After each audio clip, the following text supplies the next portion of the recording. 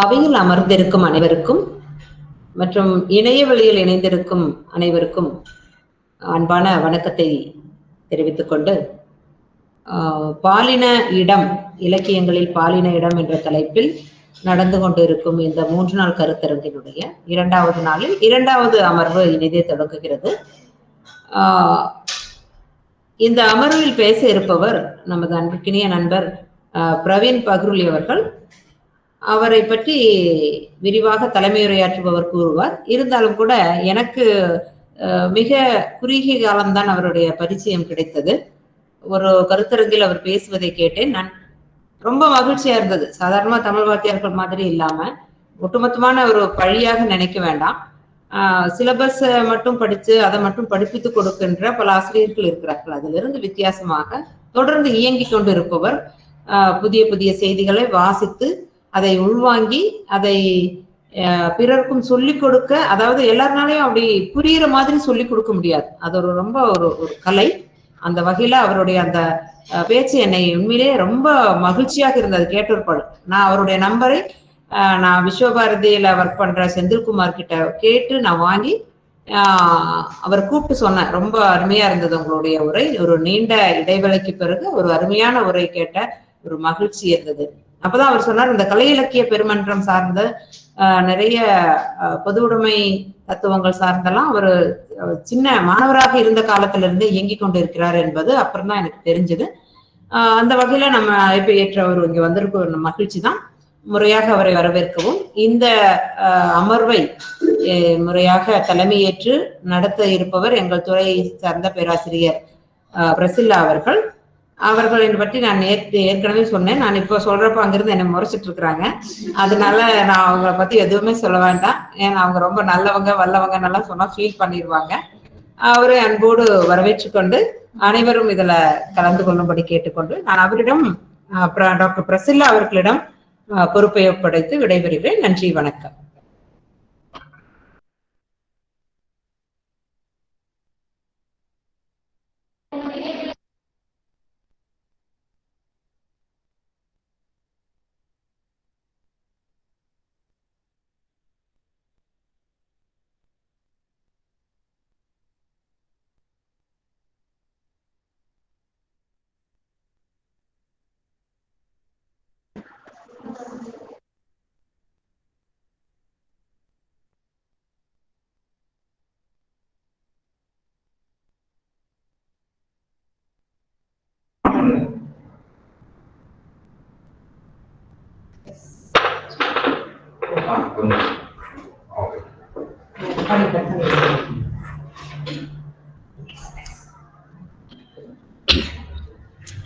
நவீன கவிதைகளில் பாலின பொருண்மை என்னும் தலைப்பிலான கருத்தரங்கத்திற்கு நேரடியாகவும் இணையத்திலும் இணைந்திருக்கும் இனிய இதயங்கள் ஒவ்வொருவருக்கும் என் மதிய வணக்கத்தை தெரிவித்துக் கொள்கிறேன்.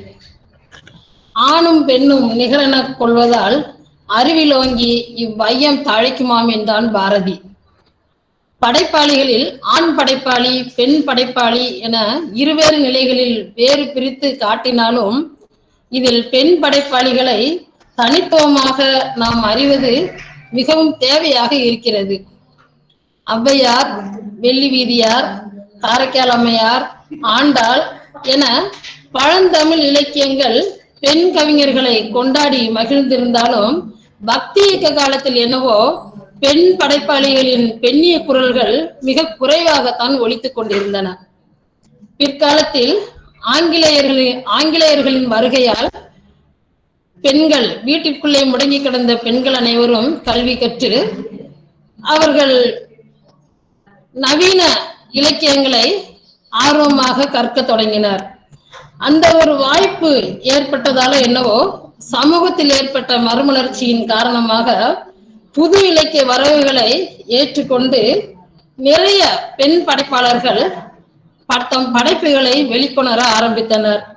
நவீன இலக்கியங்களின் தாக்கத்தால் பெண்கள் தங்களுடைய தனித்தன்மைகளையும் ஆளுமைகளையும் வெளிக்கொணரும் விதமாக அவர்களுடைய பங்களிப்பு சிறப்பாகவே அமைந்திருந்தது.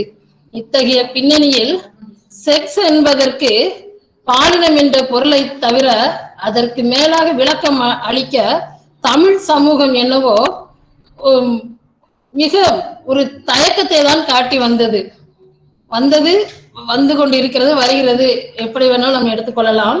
இந்த குறைபாடுகள் தான் பெண் சமூகத்தின் மீது வன்முறைகளை தூண்டுவதற்கு ஏதுவாக அமைகிறது என்பதுதான் என் கருத்து. ஜாதி, மதம், பொருளாதாரம், பாலியல் போன்ற ஒடுக்கப்படும் கொடுமைகளுக்கு ஆட்படும் பெண் ஒரு சீரழிக்கப்பட்ட நிலையிலேதான் வாழ்ந்து கொண்டிருக்கிறாள்.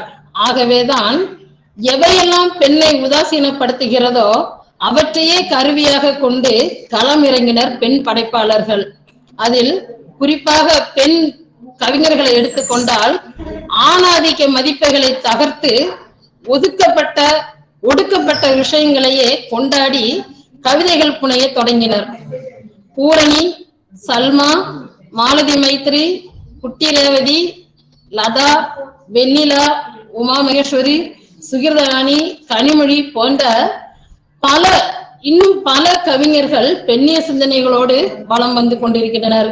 இக்கவிதைகளில் பாலினத்தின் இடம் என்ன என்பதை வெளிச்சமிட்டு காட்ட நம்முன் குருநானக் கல்லூரியின் தமிழ் துறையில் உதவி பேராசிரியராக இருக்கும் பிரவீன் ஐயா அவர்கள் நம்மிடையே இணைந்திருக்கிறார். ஐயா அவர்கள் பிரவீன் பக்ருலி என்ற பெயரில் சிற்றிதழ் நடத்தி வருகிறார். இடைவெளி, புறநடை, பேபல் ஆகிய இதழ்களின் ஆசிரியராக இருக்கிறார். திணைமயக்கம் என்ற பெயரில் உலக கவிதைகளை மொழிபெயர்த்துள்ளார். பல சிறுகதைகளை மொழிபெயர்த்துள்ளார். பல விமர்சன கட்டுரைகளை எழுதியுள்ளார். அகில இந்திய வானொலியில் செய்தி வாசிப்பாளராக பணிபுரிந்துள்ளார். இவ்வாறு பன்முக திறமை வாய்ந்தவராக இருக்கிறார். அவருடைய சிறப்புகளை அறிமுகப்படுத்தும் போதே இந்த கருத்தரங்கின் ஒருங்கிணைப்பாளர் முனைவர் விஜயலட்சுமி அவருடைய சிறப்புகளை எல்லாம் கூறிவிட்டார். இவ்வாறு இத்தகைய பல சிறப்புகளை பெற்ற நமது கருத்துரையாளர் நம்மிடையே இணைந்திருப்பது இந்த கருத்தரங்கத்திற்கும் நமக்கும் ஒரு பெரும் மகிழ்ச்சியை ஏற்படுத்துகிறது. ஐயா அவர்களை இந்த கருத்தரங்கத்தின் சார்பாகவும் எம் தமிழ் துறையின் சார்பாகவும் வருக வருக என வரவேற்றுக் கொள்கிறேன்.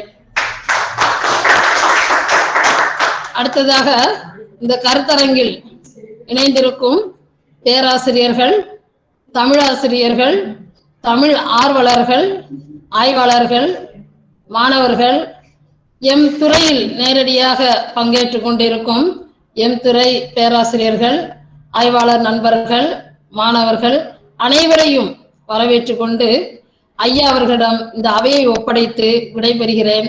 நன்றி, வணக்கம்.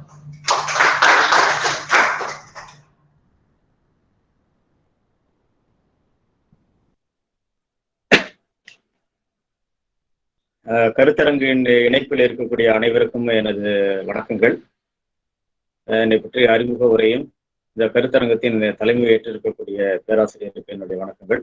இந்த கருத்தரங்கை ஒருங்கிணைத்து நடத்தி கொண்டிருக்கக்கூடிய பேராசிரியர் விஜயலட்சுமி அவர்களுக்கும் என்னுடைய நன்றியும் வணக்கத்தையும் தெரிவித்துக் கொள்கிறேன்.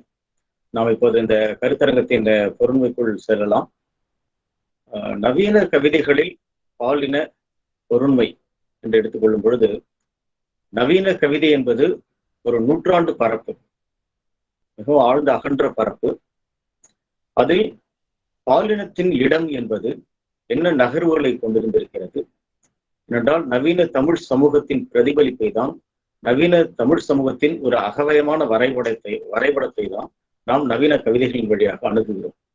எனவே இந்த நவீன தமிழ் சமூக உருவாக்கத்தில் அல்லது அவை எப்படி நவீன கவிதைகளை பிரதிபலித்திருக்கின்றன என்ற தளத்தில் பாலினத்தின் இடம், ஆண் அல்லது பெண் என்ற பாலினத்தின் இடம் எவ்வாறெல்லாம் நகர்வு பெற்றுள்ளது, பெண் பாலினிடம் எப்படி முன்னகர்ந்து வந்திருக்கிறது, அதற்கான சமூக அசைவியக்கங்கள் என்ன என்பதை சில கவிதைகளின் வழியாக இந்த ஒரு மணி நேர உரையாடலில் நாம் பார்க்கலாம் என நினைக்கிறேன்.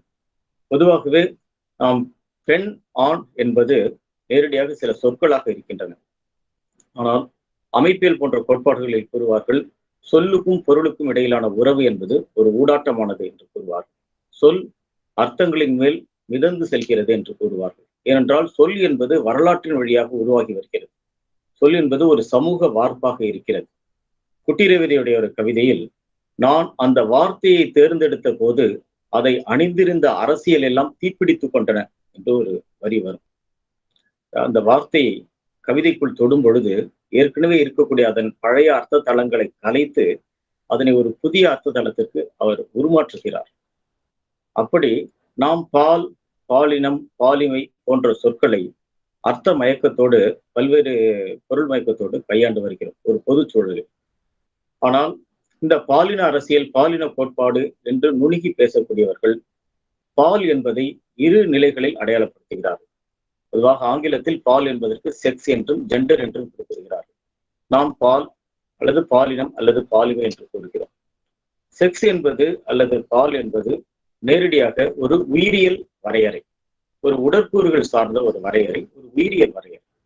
ஆனால் பாலினம் அல்லது பாலிமை ஜெண்டர் என்பது ஒரு சமூக வரையறையாக இருக்கிறது. ஒரு சமூக பண்பாட்டு வரலாற்றுக்குள் நாம் பெண் என்ற ஒரு கருத்தாக்கத்தை எப்படி வடிவமைத்திருக்கிறோம் அல்லது ஆண் என்ற ஒரு கருத்தாக்கத்தை எப்படி வடிவமைத்திருக்கிறோம் என்ற பொருண்மையின் அடிப்படையில் தான் ஜெண்டர் அல்லது பாலினம் அல்லது பாலிமை என்பது இயங்குகிறது. அப்படி பார்க்கும் பொழுது ஒரு உயிராக, ஒரு உயிரியல் அடிப்படையில், ஒரு உயிரியல் வரைவின் அடிப்படையில் ஆண் பெண் என்று நாம் சுட்டும் பொழுது அதற்கு வெறுமனே பயாலஜிக்கலான அல்லது உயிர் விஞ்ஞானம் சார்ந்த அர்த்தங்கள் தான் அங்கே இருக்கின்றது. உயிரின வரலாற்றில் இந்த பாலின பாகுபாடு என்பது அறிவியல் ரீதியாக உயிரின வரலாற்றில் மிக பின்பாக தோன்றியதாக கூறுவார்கள். ஆதி உயிர்களுக்கு, இன்றும் பிரபஞ்சத்தில் தோன்றிய, பூமியில் தோன்றிய மூல உயிரினங்களுக்கு, நுண்ணுயிர்களுக்கு, நுண்மிகளுக்கு பாலினங்கள் கிடையாது. பாலினமற்ற முறையில் தான் இன்றும் பெரும்பான்மையான உயிரினங்கள் உயிர் சூழலில் இயங்கி வருகின்றன, வாழ்ந்து வருகின்றன. ஏதோ ஒரு தேவையின் பொருட்டு பொதுவாக ஒரே உடலில் எல்லா மரபணு தொகுதியும் இருக்கும் பொழுது ஒரு பெரிய கதிர்வீச்சில் அவை பாதிக்கப்படலாம் என்ற ஒரு பரிணாம வளர்ச்சி உயிரின தேவையின் பொருட்டு ஆண் என்ற இன்னொரு பாலினம் உருவாக்கப்பட்டதாக, இன்னொரு உடலில் இந்த மரபணு கூறுகளை பகுத்து வைத்திருக்கும் பொழுது ஒரு பாதுகாப்பு தேவையான போது கால வெளியில் அவை நகர்ந்து வந்து அணுகி மறு உற்பத்தியை மேற்கொள்ளலாம். அப்படிப்பட்ட ஒரு இரண்டு பாலினங்கள் வழியாக அந்த மரபணு கூறுகள் பரிமாறப்படும் போது பாலின தொகுதியில் ஒரு பன்மைத்துவத்தை சாத்தியப்படுத்தலாம் என்பது போன்ற சில உயிரியல் தேவைகளின் அடிப்படையில் தான் பெண் உடலின் நீட்சியாக ஆண் தோன்றியது என்று கூறுவார்கள். ஆண் உடலின் மூலாதார கட்டமைப்பு என்பது உண்மையிலேயே பெண் உடலின் அடித்தளம் கொண்டது என்று கூறுவார்கள். பெண் உடலின் ஒரு விரிவுபடுத்துதல், ஒரு நீட்சியாகத்தான் ஆண் உடல் இயற்கையில் உருவானது என்றெல்லாம் கூறுவார். இப்படியெல்லாம் சில கோட்பாடுகள் இருக்கின்றன. இது ஆண் பெண் என்ற ஒரு உயிரியல் வரையறை. ஆனால் சமூக பண்பாட்டு வரையறைக்குள் வரும்பொழுது இதற்கு நேர் எதிரான நம்மளுடைய அரசியல் சார்ந்த வெவ்வேறு அர்த்தங்கள் அங்கே உருவாகி விடுகின்றன. குறிப்பாக மனிதன் என்பவன் ஒரு வரலாற்றின் வழியாக, மனிதர்கள் என்பவர்கள், மனித திரள் என்பது ஒரு வரலாற்றின் வழியாக கட்டமைந்து வரக்கூடிய இனம். நாம் ஒரு தொன்மையான காலகட்டத்தில் பழங்குடிகளாக இருந்திருக்கிறோம், ஒரு பொதுமை சமூகமாக இருந்திருக்கிறோம், பின்பு வர்க்க சமூகமாக உருமாறி இருக்கிறோம். உற்பத்தி உறவுகள் நம்மை தீர்மானித்திருக்கின்றன. இந்தியாவை பொறுத்தவரையில் நாம் சாதிய சமூகமாக உருவாய்ந்திருக்கிறோம். ஒரு வர்க்க சமூகமாக, சாதிய சமூகமாகவும், நிலமானிய சமூகமாகவும் உருவாய்ந்து வருகிறோம். இதன் வழியாகத்தான் ஆண், பால், பெண் அல்லது மூன்றாம் பால் அது சார்ந்த பாலின கட்டமைப்புகள், பாலின அர்த்தங்களை நாம் உருவாக்கி வந்திருக்கிறோம். அப்படி பார்க்கும் பொழுது சங்க காலத்திலிருந்து இன்று வரையில் நவீன கவிதை வரை நாம் பார்க்கும் பொழுது அதோடைய ஒரு மைய சரடை அல்லது ஒரு மையமான ஓட்டத்தை நாம் பார்க்கும் பொழுது சங்க காலம் காட்டக்கூடிய ஒரு ஆண் பாலிடம் அல்லது பெண் பாலிடம் என்பது, பெண் என்பது ஒரு குடும்ப வெளியில் இயங்கக்கூடியதாக இருக்கிறது. ஆண் என்பது ஒரு சமூக வெளியில் இயங்கக்கூடியதாக இருக்கிறது. நமது தமிழ் சமூகத்தில் நமது வரலாற்று அடிப்படையில் பார்க்கும்போது ஆண் என்பது அதிகாரம் அல்லது ஆட்சி அல்லது இறைவன், இப்படி அதிகாரம் சார்ந்த பொருண்மைகளோடும், பெண் என்பது பராமரித்தல் அல்லது நிலம், இப்படி ஒரு உடைமை சார்ந்த பொருண்மைகளோடும் கட்டமைக்கப்பட்டிருக்கிறதை நாம் பார்க்கிறோம். சங்க காலத்தில் திணை கோட்பாடு என்பதே, திணை கோட்பாட்டுடைய அமைப்பை நாம் நோக்கும் பொழுது அந்த திணை கோட்பாடு ஒரு ஆண் பிரதி என்பதை நாம் அறிந்து கொள்ளலாம். பெண்ணிய விமர்சகர்கள், பெண்ணிய பார்வையாளர்கள் திணை கோட்பாட்டின் அடிப்படையிலேயே ஒரு ஆண் தன்மை இருப்பதாக கூறுகிறார்கள். குறிப்பாக திணை கோட்பாட்டிலே அகத்திணைகளையும் புறத்திணைகளையும் இணைகளாக பொருத்துவார்கள். அதாவது குறிஞ்சி வெற்றிக்கு வெற்றிதானே குறிஞ்சியது புறனே என்று கூறுவார்கள், வஞ்சிதானே முல்லையது புறனே என்று கூறுவார்கள். இந்த வெற்றியும் குறிஞ்சியும் ஏன் இணைக்கப்படுகின்றன? வெற்றிக்கு ஏன் அகத்திணையாக குறிஞ்சி இருக்கிறது? அந்த அந்த அதற்கான திணையிலான காரணங்கள் இருந்தாலும் அதன் உள்ளார்ந்த அர்த்தங்களை பார்க்கும் பொழுது வெற்றி என்பது ஆணிரை கவர்தலாக இருக்கிறது. ஆணிரைகளை ஓட்டி வருவதாக, திருடி வருவதாக இருக்கிறது. குறிஞ்சி என்பது ஒரு புணர்தல் நிமித்தமானதாக இருக்கிறது. அப்போது குறிஞ்சியில் அகத்தில் பெண்ணின் மனதை திருடக்கூடிய, பெண்ணின் மனதை கவரக்கூடிய ஆண், புறத்தில் நிலத்தின் மீது அதிகாரம் செலுத்தக்கூடியவனாக, புறத்தில் நிலத்தை கையகப்படுத்தக்கூடியவனாக அல்லது ஆணிரைகளை கையகப்படுத்தக்கூடியவனாக. வெற்றியில் ஆணிரைகளை கவருதல் என்றால் வஞ்சி என்பது நிலத்துக்கான போராக இருக்கிறது. ஆனால் அகத்தில் தலைவனுக்கும் தலைவிக்குமான உறவு என்பதாக இருக்கிறது. அப்போது சங்கம் காட்டக்கூடிய திணை கோட்பாட்டுக்குள் அகத்தில் ஆண் பெண் மீது செலுத்தக்கூடிய ஒரு பால்நிலை சார்ந்த அதிகாரம் என்பது புறத்தில் நிலமாக பதிலீடு செய்யப்படுகிறது. அப்போது ஒரு சங்கம் காட்டக்கூடிய ஒரு திணை கோட்பாட்டு கட்டமைப்பில் பெண்ணுடைய இடம், பெண்ணின் வகிபாகம் என்பது ஒரு குடும்பம் என்ற ஒரு சிறிய தளத்தில் இயங்கக்கூடியதாக, குறிப்பாக ஆணிரைகளை அல்லது நிலத்தை ஆண்கள் அதிகாரம் செய்வதன் ஒரு பதிலீட்டு வடிவமாக பெண் இருக்கிறார். அப்படி என்றால் அந்த சங்க திணை கோட்பாட்டை நீங்க ஒரு சாராம்சமாக தொகுத்து பார்க்கும் பொழுது அங்கு பெண் என்பவள் நிலமாக இருக்கிறாள் அல்லது ஆணிரை கூட்டமாக இருக்கிறாள். அப்படிப்பட்ட ஒரு உடைமையின் நீட்சியாகத்தான் இருக்கிறாள். அப்படித்தான் சங்கம் காட்டக்கூடிய கட்டமைப்பு இருக்கிறது. நீதி இலக்கியங்களை எடுத்துக்கொண்டாலும் நீதி இலக்கிய தொகுதிகள் எல்லோருமே நீதி இலக்கியங்களுடைய தேவை எங்கிருந்து உருவாகிறது என்றால், அன்று ஒரு தாய்வழி சமூக எச்சங்கள் ஓய்ந்து ஒரு நிலமானிய சமூகம் உருவாகும் பொழுது, அரசுகள் நிலை பெறும் பொழுது, அரசுகள் தங்களை நிலைநிறுத்திக் கொள்ள ஒரு குடிமை சமூகத்தை கட்டமைக்கும் தேவையின் பொருட்டு சில நீதி நெறிகளை வகுக்கின்றன. அந்த நீதி நெறிகள் என்பது அதிகாரம் சார்ந்ததாக இருக்கிறது. ஏனென்றால் ஒரு குடிமை ஒழுங்கை கட்டமைத்தாக்க வேண்டும் நிலையான அரசு உருவாக்கத்தில். நிலையான அரசு உருவாக்கத்தின் ஒரு இணைப்போடாக ஒரு குடிமை சமூக வெளியே அங்கே கட்டமைக்கிறார்கள். அந்த குடிமை சமூகத்துக்கான நெறிகள் வகுக்கப்படுகின்றன. எனவே அங்கு ஒரு நீதி இலக்கியத்தினுடைய முன்னிலை யார்? திருக்குறள் யாரை நோக்கி எழுதப்படுகிறது, யாருக்காக சொல்லப்படுகிறது என்றால் ஆண்களை நோக்கி அல்லது ஆண் வழி சமூகத்தை நோக்கி, தந்தை மைய சமூகத்தை நோக்கி தான் அது கட்டமைக்கப்படுகிறது. வாழ்க்கை துணை நலம் என்ற 6வது அதிகாரத்தை எடுத்துக்கொண்டால், வாழ்க்கை துணை நலம் என்பது அப்போது ஆண் தான் அங்கே முதல் நிலை. ஆணுக்கான துணை நலமாக பெண் அங்கே வைக்கப்படுகிறாள். அவருடைய பாலிடம் அதுவாகத்தான் இருக்கிறது. இல்லறத்திலும் அவள் துணை செய்கிறாள் அல்லது சமூக தளத்திலும் அவள் மறு உற்பத்திக்கான ஒரு கருவியாக மட்டும் இருக்கிறாள். அப்படித்தான் நீதி இலக்கியம் கட்டமைக்கப்படுகிறது. எனவே நீதி என்பதே நம் தமிழ் சமூகத்தில் உருவாக்கப்பட்ட நீதி இலக்கிய கோட்பாடு என்பதே ஒரு அடிப்படையிலேயே ஒரு ஆண் பிரதியாக இருப்பதை பார்க்கிறோம். பக்தி இலக்கிய காலகட்டத்தில் இந்த அடிப்படையில் இன்னும் மேலும் இருக்கக்கூடியதாக அந்த பாலினம் என்பது பக்தி இலக்கிய காலகட்டத்தில் இன்னும் சாதி சார்ந்த பொருண்மைகளையும் அந்த உள்ளீடுகளையும் கூட இன்னும் ஏற்றுக்கொள்ளக்கூடியதாக, இன்னும் இறுகிய தன்மை அடையக்கூடியதாக, ஒரு நிலமானிய கட்டமைப்புக்குள் பெண் பாலிடத்தை பொருத்தக்கூடியதாக, பக்தியின் அதாவது இறைவன் என்பது ஒரு ஆண் பாலினமாக அல்லது அதை நாடக்கூடிய முக்தியை விளையக்கூடிய அல்லது கடவுளோடு ஐக்கியமாக விரும்பக்கூடிய அந்த ஆன்ம விளைவை கொண்ட அந்த பக்தியாளன் அல்லது அந்த பக்தியாளர் என்பவர் தன்னை பெண்ணாக பாவித்துக் கொள்ளக்கூடிய. அப்போ சங்க இலக்கியத்தில் நிலத்தை கைப்பற்றுதல் என்பது பெண்ணை கைப்பற்றுதலாக பதிலீடு செய்யப்பட்டது போல, பக்தி இலக்கியத்தில் கடவுளோடு ஐக்கியமாகுதல் அல்லது கடவுளின் அன்பை பெறுதல், கடவுளை வசப்படுத்துதல் என்பது இன்னொரு அதன் பதிலீட்டு வடிவமாக பெண்ணை வசப்படுத்துதல் என்பதாக இருக்கிறது. அதனால்தான் அந்த உளக்கூறின் அடிப்படையில் தான் கடவுளை ஒரு காதலியாக அல்லது பெண்ணாக பார்ப்பதும் அல்லது ஞானத்தை பெண்ணாக பார்ப்பது, தன்னை ஆணாக பாவிப்பது. ஒரு சித்தர் பாடலில் வரும் சுகமான பெண்ணையே சுகித்திருப்போம் என்று பாம்பாட்டி சித்தர் கூறுவார். சுகமான பெண்ணையே சுகித்திருப்போம் என்பது அங்கு பெண் என்பது இந்த உலகியல் பெண்ணை அல்ல. உலகியல் பெண் வெறும் சிற்றின்பத்தை வழங்குகிறார். ஞானமாகிய பெண்ணையே நாங்கள் சுகித்திருப்போம், நிரந்தர இன்பமாகிய ஞானமாகிய பெண்ணையே சுகித்திருப்போம் என்று கூறுகிறார். அப்போது வசப்படுத்த வேண்டிய உருவகங்கள், வசப்படுத்த வேண்டிய கருப்பொருள்கள் பெண் என்ற பாலின பொறுமைக்குள் செல்வதை நாம் பார்க்கிறோம். அப்படி சிற்றிலக்கிய காலகட்டங்கள் அதை பற்றி நாம் கூற வேண்டியதில்லை. சிற்றிலக்கிய காலகட்டங்கள் இன்னும் மிகவும் இறுகிய தன்மை கொண்டதாக இருப்பதை நாம் பார்க்கலாம். அங்கே பெண் ஒரு திணை இறக்கம் செய்யப்பட்டு, ஆண்பால் பெண்பால் சமநிலையிலிருந்து திணை இறக்கம் செய்யப்பட்டு, உயர்திணையிலிருந்து அக்ரிணை படிநிலை இறக்கம் செய்யப்பட்டு ஒரு நிலமாக அல்லது ஒரு உடைமை பொருளாக, ஒன்றன் பாலாக, பலவின் பாலாக திணை இறக்கம் செய்யப்பட்ட காலகட்டமாக சிற்றிலக்கியம் இருக்கிறது. இதற்கு பிறகு ஐரோப்பியர் வருகைக்கு பிறகு, ஒரு பெரிய உடைப்புக்கு பிறகு, உலகெங்கும் நவீன சமூக பண்பாட்டு மாற்றங்கள் ஏற்பட்ட பிறகு நமக்கு நவீன கவிதை உருவாகிறது. நவீன காலம் ஒரு மிகப்பெரிய வாய்ப்பு. பெண்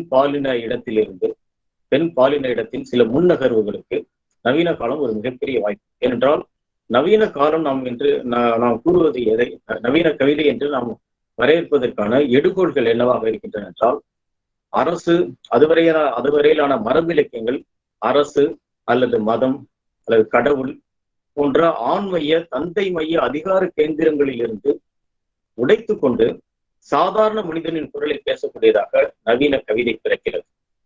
ஒரு செய்யுளை முடியாட்சியின் வடிவம் என்றால் உரைநடை என்பதை மக்களாட்சியின் வடிவம் என நாம் கூறுகிறோம். நவீன கவிதை சாதாரண மக்களின், சாதாரண மனிதனின் குரலை ஒலிக்க ஆரம்பிக்கிறது. சாதாரண மனிதனின் முகத்தை அடையாளப்படுத்த ஆரம்பிக்கிறது. அங்கு அதுவரையிலான மரபு கவிதைகளில் வாழ்க்கை மீதான அர்த்தங்கள் ஏற்றப்பட்டு இருக்கிறது. வாழ்க்கை குறித்த மிகையான காட்சிகள் அல்லது வாழ்க்கையை லட்சிய நிலைப்படுத்தி உரைத்தார்கள் மரபிலக்கியவாதிகள். ஆனால் நவீன கவிதை, நவீன இலக்கியம் என்பது வாழ்க்கையின் அபத்தத்தை காட்டுகிறது, வாழ்க்கையின் யதார்த்த கோலத்தை காட்டுகிறது. வாழ்க்கை என்ன உயரிய லட்சியங்களில் இருக்கிறது என்பதாக அல்லாமல் அது யதார்த்த கோலத்தில் எப்படி இருக்கிறது என்பதை அது காட்டுகிறது. எனவே நவீன கவிதைக்கு ஏற்கனவே இருக்கக்கூடிய அதிகாரங்களை கலைத்து போடக்கூடிய, சமூக அதிகாரங்களை, வர்க்க அதிகாரங்களை கலைத்து போடக்கூடிய, சாதிய அதிகாரங்களை கலைத்து போடக்கூடிய ஒரு பெரிய வாய்ப்பு இருக்கு. அதன் ஒரு கூறாக பாலினம் சார்ந்த அதுவரையிலான சமூகத்தில் உறைந்து போன அதிகாரங்களை கலைத்து போடக்கூடிய ஒரு வாய்ப்பு நவீன கவிதைக்கு உருவாகிறது. ஆனால் துரதிருஷ்டவசமாக தமிழில் நவீன கவிதை என்பது இங்கே ஏற்கனவே இருந்த சமூக படிநிலையில் அதிகாரத்தை துய்த்தவர்கள், அதிகாரத்தை நுகர்ந்தவர்கள், அந்த மேட்டுக்குடி சமூகங்களிடம் இருந்துதான் நவீன கவிதை உருவாக்கி வந்தது. தமிழ் நவீன கவிதையின் போக்குகளை ஒரு இரு கூறாக பகுத்து கொண்டால், ஒரு பக்கம் பெரும் பேராசிரியர்களும் தமிழ் ஆசிரியர்களும் அல்லது அதிகார நிறுவனங்களோடு நேரடியாக தொடர்பு கொண்டிருந்தவர்கள், அவர்கள் நடத்திய இதழ்கள், இது வழியாக உருவான ஒரு மார்க்சிய சித்தாந்தத்தை ஒரு கருத்தியலாக உள்ளடக்கமாக வைத்துக் கொண்டு உருவான வானம்பாடிகளின் கவிதை இயக்கம். இன்னொன்று இதற்கு நேர் எதிரான அல்லது இவர்களுடைய கவிதைகளை ஏற்றுக்கொள்ளாத, இன்னும் அகவயமாக பேசிய சிற்றிதழ்கள் வழியாக ஒரு ஐரோப்பிய நவீனத்துவத்தை முன்வைத்து உருவாக்கிய எழுத்து அல்லது கசரதவர போன்ற இதழ்களில் இருந்து உருவான, அது சுருக்கமாக எழுத்து மரபு என்று சொல்லலாம், எழுத்து போன்ற இயக்கங்கள் வழியாக உருவான கவிதை. இந்த இரண்டு கவிதைகளுமே ஒரு ஆண் பிரதியாக தான் உருவாகிறது. அது உருவாகும் பொழுது ஒரு ஆண் பிரதியா உருவாது. ரெண்டு அந்த தடங்களுமே, அதில் இந்த இரண்டிலுமே பெண் பாலின இடத்திற்கான ஒரு இடம் அல்லது பங்கு வகிபாகம் என்னவாக இருந்தது என்று நாம் பார்க்க வேண்டும். இந்த இரண்டுமே உலக கவிதைகளை உள்வாங்கின, புறமான தோற்றத்தில் மிகவும் நவீனமாக இருந்தன. ஆனால் அகவயத்தில், அகமான மதிப்பீடுகளில், பெண் குறித்த பார்வைகளில், பெண் பாலின இடத்திற்கான வரையறுப்புகளில் ஏற்கனவே நம் மரபில் இருந்த கூறுகளின் நீட்சியாகவே இருக்கின்றன. ஏற்கனவே நமக்கு இருந்த நிலமானிய சமூகத்தின் மதிப்பீட்டு நீட்சியாகவே வானம்பாடி கவிதை இயக்கமும் சரி அல்லது இந்த எழுத்து கவிதை இயக்கமும் சரி, இரண்டிலுமே அந்த போக்கு தான் நம்ம பார்க்கிறோம். இப்போ முதலில் இந்த வானம்பாடி கவிதை இயக்கத்துடைய போக்கில் பெண் வகிபாகம் என்னவாக இருந்தது என்பதை சுருக்கமாக பார்த்துவிட்டு அடுத்த எழுத்து குறித்து நாம் பார்க்கலாம். வானம்பாடிகள் இடதுசாரி சித்தாந்த சமூக பாடுபொருள்களை ஏற்றுக்கொண்டார்கள்.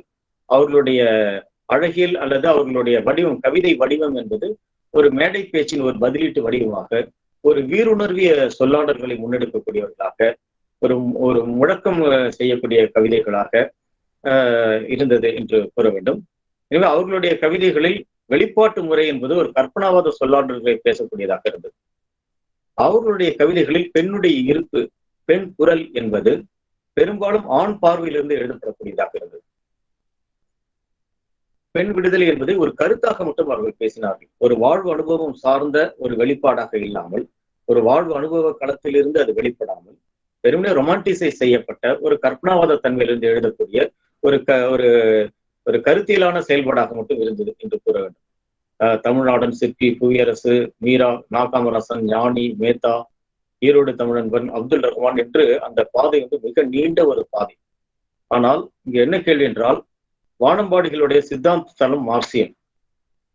மார்க்சிய சித்தாந்தம் பெண்ணின் வகிபாகத்தை என்ன கூறுகிறது என்றால், பெண் எப்போது பொருளியல் உற்பத்தியில் ஈடுபடுகிறாளோ, பொருளியல் உற்பத்தியில் எப்போது அவளுக்கு சம பங்கு இருக்கிறதோ அப்போது அவள் சமூக விடுதலை பெறுகிறாள். அப்போது அவளுக்கு முழுமையான பாலின விடுதலை அல்லது பாலின இடத்தில் அதிகார படிநிலையில் அவள் மேலேறுகிறாள்.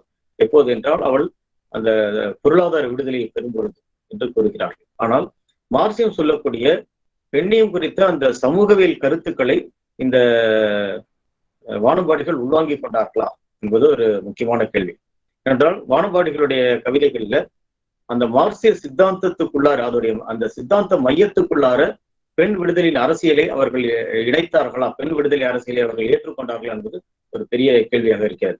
அவருடைய வானம்பாடி கவிதைகள்ல எந்த கவிதைகள்ல பெண்கள் வருகிறார்கள் என்றால் அவருடைய காதல் கவிதைகளில் வருகிறார்கள். பிரதானமாக பெண்கள் வருவது அவருடைய காதல் கவிதைகள் தான். அந்த காதல் கவிதைகளில் வரக்கூடிய பெண்கள் கனவு உருக்களாக, கனவில் வார்க்கப்படக்கூடிய ஒரு தேவதை பெண்களாக, ரொமான்டிசைஸ் செய்யப்பட்ட தேவதை பெண்களாக இருக்கிறார்கள். நேரடியான ஆண் பெண், ஒரு சமூக யதார்த்தத்தில் ஆணுக்கும் பெண்ணுக்குமான நேரடியான ஊடாட்டங்கள் அவர்களுடைய கவிதைகளில் இடம்பெறவில்லை. அவை எல்லாமே ஃபேண்டசியிலிருந்து உருவாக்கக்கூடிய பெண் வடிவங்களாகவே இருந்தன. அவர்களுடைய சமூகமயமான கவிதைகளில் கூட, அவருடைய சமூகமயமான பாடுபொருள்களில் கூட பெண் குறித்த பொருண்மைகளில் பேசும் பொழுது அவை அதிகபட்சம் குடும்பம் என்ற வெளியிலிருந்து மீறாத கவிதைகளாக தான் இருந்தன. அவர்களுடைய வரதட்சணை கொடுமை பற்றி எழுதுவார்கள் அந்த காலத்தில், அல்லது முதிர்கண்ணியின் துயரம் பற்றி எழுதுவார்கள். இப்படி மேலோட்டமான பெண்ணை மீண்டும் அந்த திருமணம், குடும்பம், இந்த ஒரு கட்டமைப்புக்குள் பார்க்கக்கூடிய ஒரு தன்மைதான் அந்த வானம்பாடி கவிதைகளிலே இருப்பதை நாம் பார்க்கலாம். அவர்களது லட்சிய வடிவங்களாக அவர்கள் முன்வைக்கக்கூடிய விடுதலை அல்லது புரட்சி, இவற்றையெல்லாம் பெண் உருவமாக அவர்கள் உருவகிப்பார்கள். விடுதலை ஒரு பெண் உருவமா பார்ப்பாங்க. போராளியா ஆணாகவும் புரட்சியை பெண்ணாகவும் அவர்கள் பாவிப்பார்கள். இது மீண்டும் ஒரு பெண்ணை நுகரும் இடமாக பார்க்கக்கூடியதோடைய ஒரு உளவியல் வெளிப்பாடு தான் அப்படின்னு நம்ம சொல்லணும். பெண்ணை வசப்படுத்தக்கூடிய, வெற்றி கொள்ள வேண்டிய ஒன்றாக பார்ப்பதன் ஒரு வெளிப்பாடு தான் அப்படின்னு சொல்லலாம். அவர்களுடைய ஒரு சில கவிதைகளை நம்ம பார்க்கலாம். மூமேத்தோடைய புகழ்பெற்ற கவிதை, பூக்களிலே நானும் ஒரு பூவாய்தான் பிறப்படுத்தேன், பூக்களிலே நானும் ஒரு பூவாய்த்தான் பிறப்படுத்தேன், பூவாக பிறந்தாலும் பொன்விரல்கள் தீண்டலையே, பொன்விரல்கள் தீண்டலையே நாம் பூமாலை ஆகலையே. இதுல பெண்ணுடைய ஒரு இறைஞ்சுதல் இருக்கிறத நம்ம பார்க்கிறோம். பெண்ணை மீண்டும் ஆணுடைய நுகர்வுக்காக இயங்குபவளாக, அல்லது பெண்ணை ஒரு இயங்கா நிலையாகிய மலர் போன்ற ஒரு மரபான உருவத்தில் அடைப்பதாக, இப்படித்தான் அவர்களுடைய அணுகுமுறைகள் இருந்தன. கவிக்கோ அப்துல் ரஹ்மானுடைய ஒரு கவிதை, புகழ்பெற்ற கவிதை, தேர்தல் பற்றி, மக்களாட்சி பற்றி.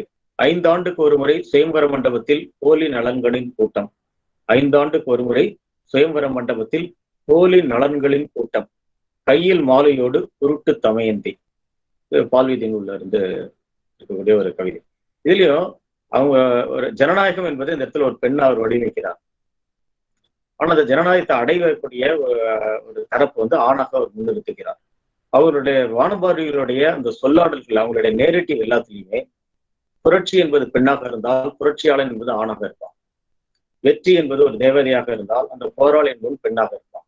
புத்தகம் என்பது ஒரு பெண் என்றால் வாசகன் என்பது ஆணாக இருக்கும். வாசகனுடைய பாலிமை ஆண் அப்படின்னா அவன் படிக்கிற புத்தகம் ஒரு பெண்ணாக இருக்கும். கவிதையை ஒரு பெண்ணாக பார்த்தால் கவிஞனை ஒரு ஆணாக பார்ப்பான். கவிதைக்கு எந்த பாலினமும் கிடையாது. கவிதையில் ஆண் கவிதை, பெண் கவிதை கிடையாது. கவிதை என்பது கவிதை தான், இரு பாலரும் எழுதுகிறார். கவிதைக்கு என்று ஒரு பாலின தன்மை கிடையாது. ஆனா வானம்பாடிகளுடைய அணுகுமுறையில கவிதை என்பது ஒரு பெண்பாலா கருதப்படும். யாருமே இன்னைக்கும் சொல்ல மாட்டாங்களே கவிதை ஒரு ஆண் அப்படின்னு சொல்லுவாங்க. கவிதை ஒரு பெண், ஒரு அழகு அப்படின்னு பார்க்கிற ஒரு அந்த மேட்டிங் மனோபாவம் அது வானம்பாடிகளுடைய கவிதைகளை தொடர்ந்து பிரதிபலித்து வர்றதை பார்க்கலாம். நா. காமராசன் அபூர்வமாக திருநங்கைகள் பற்றி எழுதியிருக்கிறார். ஆனால் திருநங்கை பற்றிய கவிதையில கூட காலமழை தூறலிலே கலையாய் பெறப்படுத்தும், அந்த திருநங்கைகளை பேசுற மாதிரி எழுதியிருக்காரு. காலமழை தூறலிலே கலையாய் பெறப்படுத்தும், தாய்ப்பாலின் சரித்திரத்தில் சதுராடும் குதிரானோம், மூங்கை ஒரு பாட்டிசைக்க முடவன் அதை எழுதி வைக்க, முடவன்கை எழுதியதை முழு குருட படித்ததுண்டோ, சந்திப்பிழை போன்ற சந்ததி பிழை நாங்கள், இப்படிலாம் ரொம்ப புகழ்பெற்ற கவிதை. தமிழ் புலத்துக்குள்ளார உள்ள எல்லாருமே இதை வாசித்து இருக்கலாம். ஆனா இந்த கவிதையில இந்த திருநங்கை அல்லது 3ஆம் பால் அப்படின்னு நம்ம சொல்கிறோம். அந்த பாலினம் இயற்கையோட ஒரு இயல்பான ஓட்டத்துல நிகழக்கூடிய ஒரு மரபணு போக்கு இல்லையா? எப்படி ஆண் என்பது ஒரு மரபணு வரலாறுல ஒரு காலகட்டத்துல தோன்றுகிறதோ, அதே போல ஒரு மரபணு மாற்றத்தின் காரணமா உருவாகக்கூடிய இன்னொரு படைப்பு, இயற்கையோட இன்னொரு வகையான ஒரு பாலின படைப்பு. ஆனா இந்த கவிதையில என்ன டோன், என்ன குரல் இருக்கு அப்படின்னா, அது ஒரு பிறழ்வு என்ற குரல் இருக்கு. மூங்கு ஒரு பாட்டிசைக்க முடவன் அதை எழுதி வைக்க அப்படின்னு சொல்லும்போது அது ஏதோ ஒரு இயற்கைக்கு மாறான ஒரு மரபணு பிறழ்வு என்பது போன்ற ஒரு குரல் இருக்கு. சந்திப்பிழை போன்ற சந்ததி பிழை நாங்கள் இதெல்லாம் அது ரொம்ப தெளிவாக வெளிப்படுது. அப்ப உண்மையிலேயே திருநங்கைகளுடைய தன்னிலைக்குள்ளார மூழ்க முடியாமல், அதாவது அவர்களுடைய சப்ஜெக்டிவிட்டியா மாற முடியாது. ஆண் என்ற அந்த தந்தை மைய சிம்மாசனத்தில் அமர்ந்து கொண்டு சில சலுகைகளை அளிப்பது, அவர்களையும் அரவணைத்து செல்வது, இப்படி போன்ற சில பார்வைகள்ல தான் இது இருந்தது. அப்ப வானம்பாடிகளுடைய கவிதைகள்ல பெண்களுடைய இடம் என்பது ரொமான்டிசைஸ் செய்யப்பட்ட தேவதைகளாக இருக்கிறார்கள், அல்லது அவர்களுடைய மார்க்சிய விடுதலை முன்னெடுக்கக்கூடிய கவிதைகளில் கூட பெண் பற்றிய பதிவுகளோ அல்லது அதிலே பெண்களுக்கான பொருளாதார விடுதலை பற்றிய பார்வைகளோ இல்லை. அவர்கள் மார்க்சியர்கள் என்றால் பெண்களுடைய பொருளாதார விடுதலை குறித்த பார்வைகளை அவங்க நிறைய வெளிப்படுத்திருக்கோம். அது அது அது மாதிரியான கவிதைகள் இருக்கும். அது மாதிரியான கவிதைகள் வானம்பாடிகள்கிட்ட ரொம்ப அபூர்வமாக தான் நம்ம பார்க்கலாம்.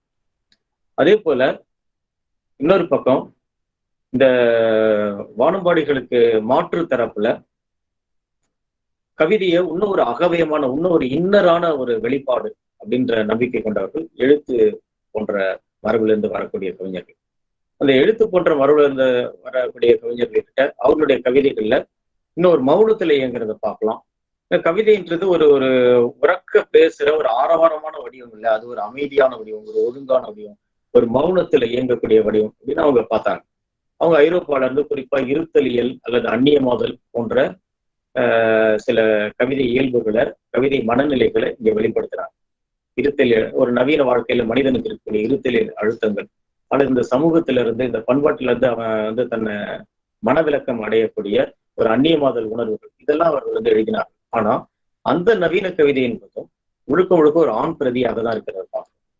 நவீன கவிதை முன்வைக்கக்கூடிய நவீன மனிதன் என்ற ஒரு கருத்துருவே, ஏன்னா நவீன கவிதைக்கு நவீன மனிதன் என்ற கருத்துரு ரொம்ப அடிப்படையானது. அந்த தனி மனிதனை தான் அது பேசுகிறது. அந்த நவீன மனிதன் என்பது அது என்ன பொருண்மையில் இருக்கிறது என்றால் ஒரு ஆண் பொருண்மையாகத்தான் இருக்கிறது. பிச்சமூர்த்தி ஆரம்பித்து, கூப்பார் ஆரம்பித்து, காணாசு போன்றவர்கள் ஆரம்பித்த அந்த கவிதை இயக்கத்திற்குள் அது முழுக்க முழுக்க ஒரு ஆண் தன்மை கொண்டதாக இருக்கிறத பார்க்கிறோம். அதுலயும் பெண்ணுடைய அந்த பாலின இடம், இந்த பாலின இடம் என்பது ஒரு அதிகார படிநிலையில எங்க இருக்கு அப்படின்ற எந்த இடத்துல இருத்தப்படுகிறார் என்ற கேள்விதான் அது இல்லையா? அப்படி இவர்களுடைய கவிதைகள்லையும் இவர்களுடைய பேர்களை நான் சொல்லணும்னு நினைக்கிறேன். பிச்சமூர்த்தி, காணாசு, நகுலன், பசுவையா, சுந்தராமசாமி வந்து பசுவையா என்ற பேர் எழுதுறாரு. பிரமிழ், சீமணி, வைத்தீஸ்வரன், கல்யாண்ஜி, கலாப்பிரியா, விக்ரமாதித்யன், தேவதேவன், தேவதச்சன், பிரம்மராஜன், ஆத்மானாம், இவங்கெல்லாம் அந்த ஒரு பெரிய ஒரு வரிசையில வரக்கூடியவர்கள். எல்லாருமே மிக முக்கியமான கவிஞர்கள். நவீன கவிதையில மிகப்பெரிய பெரும் தோற்றம் கொண்ட ஆளுமைகள் இவங்க எல்லாமே. அதாவது இந்த படைப்பு ஆளுமைகள்ல பெரும் தோற்றம் கொண்ட ஆளுமைகள். ஆனா இவர்களுடைய கவிதையுடைய ஒரு அடித்தளத்துல ஒரு தனி மனிதனுடைய சாரத்தையும் இருப்பையும் ஏற்கனவே நம்ம பேசும்போது இந்த இருத்தலியல் அழுத்தங்கள் அல்லது அந்நியமாதல் மனநிலைகளை பேசக்கூடியவர்கள். ஆனால் இதுல பெண் பற்றி அவர்களுடைய பதிவுகள் எப்படி இருந்ததுன்னா, வானம்பாடிகளுக்கு இவங்களுக்கு இவ்வளவு முரண்பாடு இருந்தாலும் ஒரு பெண்ணை ஆண் அணுகுதல் அப்படின்ற இடத்துல ரெண்டு பேருக்கும் எந்த வேறுபாடுமே இல்லை. ரெண்டு பேருமே ரொம்ப நவீனமான கவிதைகள் எழுத முற்பட்டவர்கள். ஐரோப்பிய கவிதை வடிவத்தை இங்க உள்வாங்கி கொண்டவர்கள். ஆனா அவர்களால் அந்த வடிவத்தை தான் உள்வாங்க முடிந்ததே தவிர, அந்த தோற்றத்தை தான் உள்வாங்க முடிந்ததே தவிர, அதோடைய உள்ளீடுகளை, அதோடைய அரசியலை அவங்களால உள்வாங்க முடியும். ஏன்னா இவங்கெல்லாம் விர்ஜினியா உல்ஃப் போன்ற படைப்பாளிகளை படித்தவர்களாக தான் இருந்திருப்பாங்க. அங்க ஐரோப்பால இருந்த நவீன இலக்கியத்துல தடம் பதித்த பெண்ணிய எழுத்தாளர்கள் எல்லாம் இவங்க வாசித்தவர்கள் தான். ஆனா இவர்களால அது போன்ற ஒரு பிரதியை வந்து இங்க உருவாக்க முடியல. ஏனென்றால் இவர்கள் யாரு அப்படின்னு கேட்டா, இவங்க சமூக அடுக்குல, சாதிய அடுக்குல ரொம்ப மேட்டுமையான இடங்கள்ல இருந்தவர்கள். மேட்டுக்குடியான இடங்கள்ல இருந்தா நவீன கவிதை பிறந்தது. அதனால இவர்களால தங்களுடைய சமூக இருப்பை உடைத்துக் கொள்ள முடியவில்லை. அவங்களுடைய பிறப்பால வந்த அடையாளங்கள் வந்து அவங்களால உடைத்துக் கொள்ள முடியல. ஒரு சாதிய வர்க்க ரீதியான நகர்வை அவங்களால செய்ய முடியல. அப்போ வந்து ஒரு பாலின ரீதியான நகர்வை அல்லது சக பாலினத்தை புரிந்து கொள்வது என்பதற்கு அவங்க சாத்தியம் இல்லாமல் போயிடுச்சு. ஆகையினால பெண் பற்றிய பதிவுகள் எல்லாமே எப்படி வானம்பாடிகள் ஃபேண்டசைஸ் பண்ணி தேவதை பெண்களா, கனவு பெண்களா காண்பித்தார்களோ அதே போன்ற காட்சிகள் தான் இந்த இவர்களுடைய கவிதைகளில், அதாவது இந்த நவீன கவிதைகளிலையும் இருந்தது அப்படின்னு சொல்லணும். உதாரணத்திற்கு ஒரு கூப்பாருடைய கவிதையை பார்க்கலாம். நிலவும் நீயும் எனக்கு இருந்தும் சின்ன ராயப்பா, நல்ல நெல்லும் நிழலும் நிறைஞ்சிருந்தும் சின்ன ராயப்பா, அந்த பனங்குளத்து வீட்டுக்காரி நடை குலுக்கிலே தொலை உலவி செல்லுதேவியானோ, ஒரு கிராமத்து வழக்கில் எழுதியிருக்கிறாரு. ஒரு அந்த ஊர்ல இருக்கக்கூடிய ஒரு தாழ்த்தப்பட்ட மட்டை பார்க்கிறார். ஆனா அந்த பெண் அவர் வந்து ஒரு நுகரக்கூடிய ஒன்றா, ஒரு ரசனையான ஒரு மேட்டிமையான ரசனை மனநிலையில இருந்து பாக்குறாரு ஒழிய, அவளை வந்து அவளுடைய இருப்புல இருந்து, அவருடைய சமூக இருப்புல இருந்து அவர் அணுகிற மாதிரியான ஒரு இடம் இல்லை. சீமணின்ற ஒரு புகழ்பெற்ற கவிஞர் அவர் வந்து நிலவை பற்றி பாடுகிறார். நிலாவுடைய வளர்பிறை பருவத்தையும் தேய்பிறை பருவத்தையும் பாடுகிறார். உடனே நிலா வந்து ஒரு பெண்ணா உருவகிக்கிறார். அவ வந்து முகத்திரையை மூடிக்கொள்ள 2 வாரங்கள், அதை விலக்கிக் கொள்ள 2 வாரங்கள் அப்படின்ற ஒரு போக்குல பாடுகிறார். நல்ல பெண்ணடி நீ, முகத்திரை இழுத்து விட 2 வாரம், அதை எடுத்து விட 2 வாரம், இதை விட்டால் வேறு வேலையே இல்லையா உனக்கு, இப்படிதான் அவர் வந்து பாடுகிறார். விக்ரமாதித்யன் ஒரு மாபெரும் கவிஞர். இன்னைக்கும் நவீன கவிதையில ஒரு பெரிய ஆளுமையா கருதப்படக்கூடியவர். அவர் ஒரு கவிதையில வந்து எழுதுகிறார், அன்னி மேல் கொண்ட ஆசை கொழுந்தனை குழப்ப அந்நிய இடமாகும் வீடு. விரும்புவது நதிக்கரை நாகரிகம், விதிக்கப்பட்டது நெரிசல் மிக்க நகரம். கைப்பட தளர்வது முலை, இந்த கடைசி வரை கவனிக்கணும். கைப்பட தளர்வது முலை, கவலைப்பட தளர்வது மனம். இப்ப இதுல வந்து ஒரு நவீன மத்தியதர வாழ்க்கையுடைய ஒரு சலித்த தன்மை இருக்கு இல்லையா, அத ஒரு காம நுகர்வுல ஒரு பெண்ணின் உடல் நலிவு அதோட ஒரு உருவகப்படுத்துகிறார். இப்ப பெண்கள் குறித்த விக்ரமாதித்யனுடைய பதிவுகள் வந்து ரொம்ப மரபான அதிகாரமும் மரபான அகங்காரமும் கொண்டதாக, மறுபடியும் பெண்ணை வந்து ஒரு தேவதையா வர்ணிக்கக்கூடியதாக தான் அந்த எல்லைக்குள்ளார இருக்கக்கூடியதுதான் அப்படின்றத நம்ம பார்க்கிறோம். இப்ப இவர்கள் மேல உள்ள விமர்சனங்கள் நம்ம தொகுத்துக் கொள்ளும் பொழுது, நவீன கவிதையில பெண்ணுடைய பாலிடம் என்பது ஒரு ஆண் பெண் இடைவெளிக்குள்ளார எப்பயுமே ஒரு தவிப்பு இருக்கக்கூடியதையும், அவளை வந்து எப்பயுமே ஒரு ஃபேண்டசிஸ் பண்ணக்கூடிய சூழல்களையும் நம்ம பார்க்கிறோம். குறிப்பா இணை வளர்ச்சி களத்தில் இவர்களுடைய காமம் சார்ந்த கவிதைகள் அல்லது பாலியல் உணர்வுகள் சார்ந்த வெளிப்பாடுகள் இதுல ஒரு இணை வளர்ச்சி களத்துல ஆணை வந்து இயக்குபவனாகவும் பெண்ணை வந்து இயக்கப்படுபவளாகவும், அல்லது ஆணை வந்து ஒரு செய்வினையாகவும் பெண்ணை வந்து ஒரு செயற்பாட்டு வினையாகவும், பெண் உடல் ஆண் உடலுக்காக வந்து இயங்குவதாகவும் அல்லது அவனுடைய நுகர்வுக்கானதாகவும் இப்படிதான் அவர்களால் எழுத முடிந்தது. இதுல இருந்து மீறி 80கள் 90கள்ல தான் ஒரு மிகப்பெரிய உடைப்பும் மாற்றமும் வரதை நம்ம பார்க்கிறோம். ஏனென்றால் 80கள் 90கள்ல தமிழ் சமூகத்துல மிகப்பெரிய விடுதலை இயக்கங்கள், அரசியல் இயக்கங்கள்லாம் வந்து செயல்பட்டு அதிகாரத்துக்கும் வந்து நிறைய சமூக அசைவு இயக்கங்கள் நடக்குது. இந்த சமூக அசைவு இயக்கங்கள் வழியா எழுத்து அப்படின்ற வெளிக்குள்ளார சிறுபான்மையினர்கள் வருகிறார்கள், பெண்கள் நிறைய பேர் எழுத வர்றாங்க, பிற்படுத்தப்பட்டோர், தாழ்த்தப்பட்டோர், இப்படி சமூகத்தில் அது வரைக்கும் எழுத்துன்ற அதிகாரத்தை தூய்க்க முடியாதவர்கள், எழுத்துன்ற அதிகார வெளியிலிருந்து வரலாற்று ரீதியாக வெளியே வைக்கப்பட்டவர்கள் மிகப்பெரிய அளவுல பிரவேசிக்கிறார்கள். இதற்கு பிறகுதான் பெண் குரல், பெண் பாலின இடத்துடைய ஒரு முன்னகர்வு என்பது இந்த 80களுக்கு பிறகுதான் நிகழுது அப்படின்னு சொல்லுது. அந்த முதல் தலைமுறையில வரக்கூடிய பெண் கவிஞர்கள் இவங்க ஈரா மீனாட்சி, சுகந்தி சுப்பிரமணியம் போன்றவர்கள்லாம் வந்து எழுத வராங்க. அவர்களுடைய கவிதைகள்ல ஏற்கனவே இங்க ஆணாலும் உருவாக்கப்பட்ட ஒரு மொழி இருக்கு. நவீன கவிதை மொழி என்பது பெரும்பாலும் ஒரு ஆண் மொழியாக இருக்கிறது. இந்த ஆண் மொழியை மீற முடியாத ஒரு தவிப்பு அவங்களுடைய கவிதைகள் வந்து பார்க்க முடியும். ஆண் வரையறுத்த கட்டுமானங்கள்ல இருந்து தன்னை உடைத்துக் கொண்டு வெளியேற முடியாத ஒரு தவிப்பு இருக்கு இல்லையா, அந்த தவிப்பை அதுதான் அவர்களுடைய இருத்தலியல் அழுத்தங்களா, எப்படி நவீன கவிதைக்குள்ளார இருத்தலியல்ன்றது ஒரு ஆண் தன்மை மிக்கதா ஒரு காலகட்டத்தில் இருந்ததோ, இவர்கள் எழுத வரும்பொழுது ஒரு பெண் தன்னிலையோட இருத்தலியல் அழுத்தம் என்ன, ஒரு பெண் தன்னிலையோட ஒரு குடும்பத்துக்குள்ளார அவருடைய அந்நியமாதல் என்ன, ஒரு சமூக வெளியில அவர் எந்த இடத்துல அந்நியப்பட்டிருக்கிறார் என்பதெல்லாம் அவர்களால் வந்து எழுத முடிந்தது. இப்ப ஈரா மீனாட்சியுடைய ஒரு கவிதையை சொல்லலாம்னு நினைக்கிறேன். அவள் தானே வெளியேற அவளே தடையாக்கி, அவளே தடையாக்கி, அவல துடிப்பு, மென்குரலில் வெளி அழைப்பு, அவளுக்கோ அவல துடிப்பு, கழுத்து முடிச்சு பற்றுக்கோடா, தடை உத்தரவு, முள்வேலி, கம்பி கயிறு கட்டுமானம், பூசீலை நெழுகிறது, அந்த திரைச்சீலை சொல்றான், பூச்சீலை நெழுகிறது, திரையாகி அலைகிறது, துருப்பிடித்த ஜன்னலுக்கு தெரியுமா சீலையின் தவிப்பு அப்படின்னு. ஸோ துருப்பிடித்த ஒரு ஜன்னல்ல ஒரு பூச்சீலை, ஒரு திரைச்சீலை வந்து அப்படியே அசைந்து படம்படுத்திக் கொண்டு இருக்கிறது. அந்த திரைச்சீலையாக வந்து தன்னை உணர்றான். ஆனா அந்த திரைச்சீலையை வந்து அவ்வளவு படப்படுத்தாலும் இந்த துருப்பிடித்த இரும்பு ஜன்னல்களுக்கு பின்னாடிதான் அது இருக்குது, அதால வந்து வெளியில வர முடியும். ஏற்கனவே ஆண் வகுத்த கட்டுமானங்களுக்குள்ளார பெண் எப்படி சிறைப்பட்டு இருக்கிறான், அதுல இருந்து வெளியே வர முடியாத தவிப்பு, அதுதான் வந்து முதல் தலைமுறை பெண்கள் வந்து பேசினார்கள். ஆனால் 90களுக்கு பிறகுதான் தமிழ் கவிதை வெளியில நிறைய பெண்கள் எழுத வந்தார்கள். உடல் அரசியல் அப்படின்ற ஒரு பெரிய இயக்கமே, ஒரு மூவ்மெண்ட்டே வந்து தமிழ்ல நடந்தது. பெண்கள் தங்களுடைய பாலிமை ஆற்றலை, தங்களுடைய பாலிமை விளைவுகளை ஆண் மொழியிலிருந்து வேறுபட்டு பேச தலைப்பட்டார்கள். உடல் அரசியல் அப்படின்னு ஒரு கோட்பாட்டை அங்க வந்து முன்வைத்தார்கள். உடல் அரசியல் என்பது அவர்கள் முன்வைத்த ஒரு அடிப்படையிலிருந்து சொல்லணும் அப்படின்னா, அதாவது மனித உடல் என்பது குறிப்பாக நம்ம ஒரு இந்தியாவை எடுத்துக்கோம். இந்தியாவில் நம்மளுடைய உடல் என்பது வெறுமனே ஒரு உயிரியல் கட்டுமானமா இல்லை, ஒரு பயாலஜிக்கல் எக்ஸிஸ்டன்ஸா மட்டும் நாம இல்லை, ஒரு சோசியல் அல்லது ஒரு கல்ச்சுரல் கன்ஸ்ட்ரக்ஷனா தான் நம்மளுடைய உடல் இருக்கிறது. நம்மளுடைய உடல் என்பது ஒரு சமூக வார்ப்பாக, ஒரு வரலாற்று வழியாக கட்டமைந்த ஒன்றாக, ஒரு மொழி உடலாக நம்முடைய உடல் இருக்கிறது. இப்ப இந்தியா போன்ற ஒரு சமூகத்துல நம்மளுடைய உடல் வந்து ஒரு சாதிமயப்படுத்தப்பட்ட உடல், ஒரு வர்ணாசிரம மயப்படுத்தப்பட்ட ஒரு மூடுண்ட உடல் அப்படின்னு சொல்லணும். ஒரு சமூக மொழி கட்டுமானமா தான் நம்மளுடைய உடல் இருக்கு.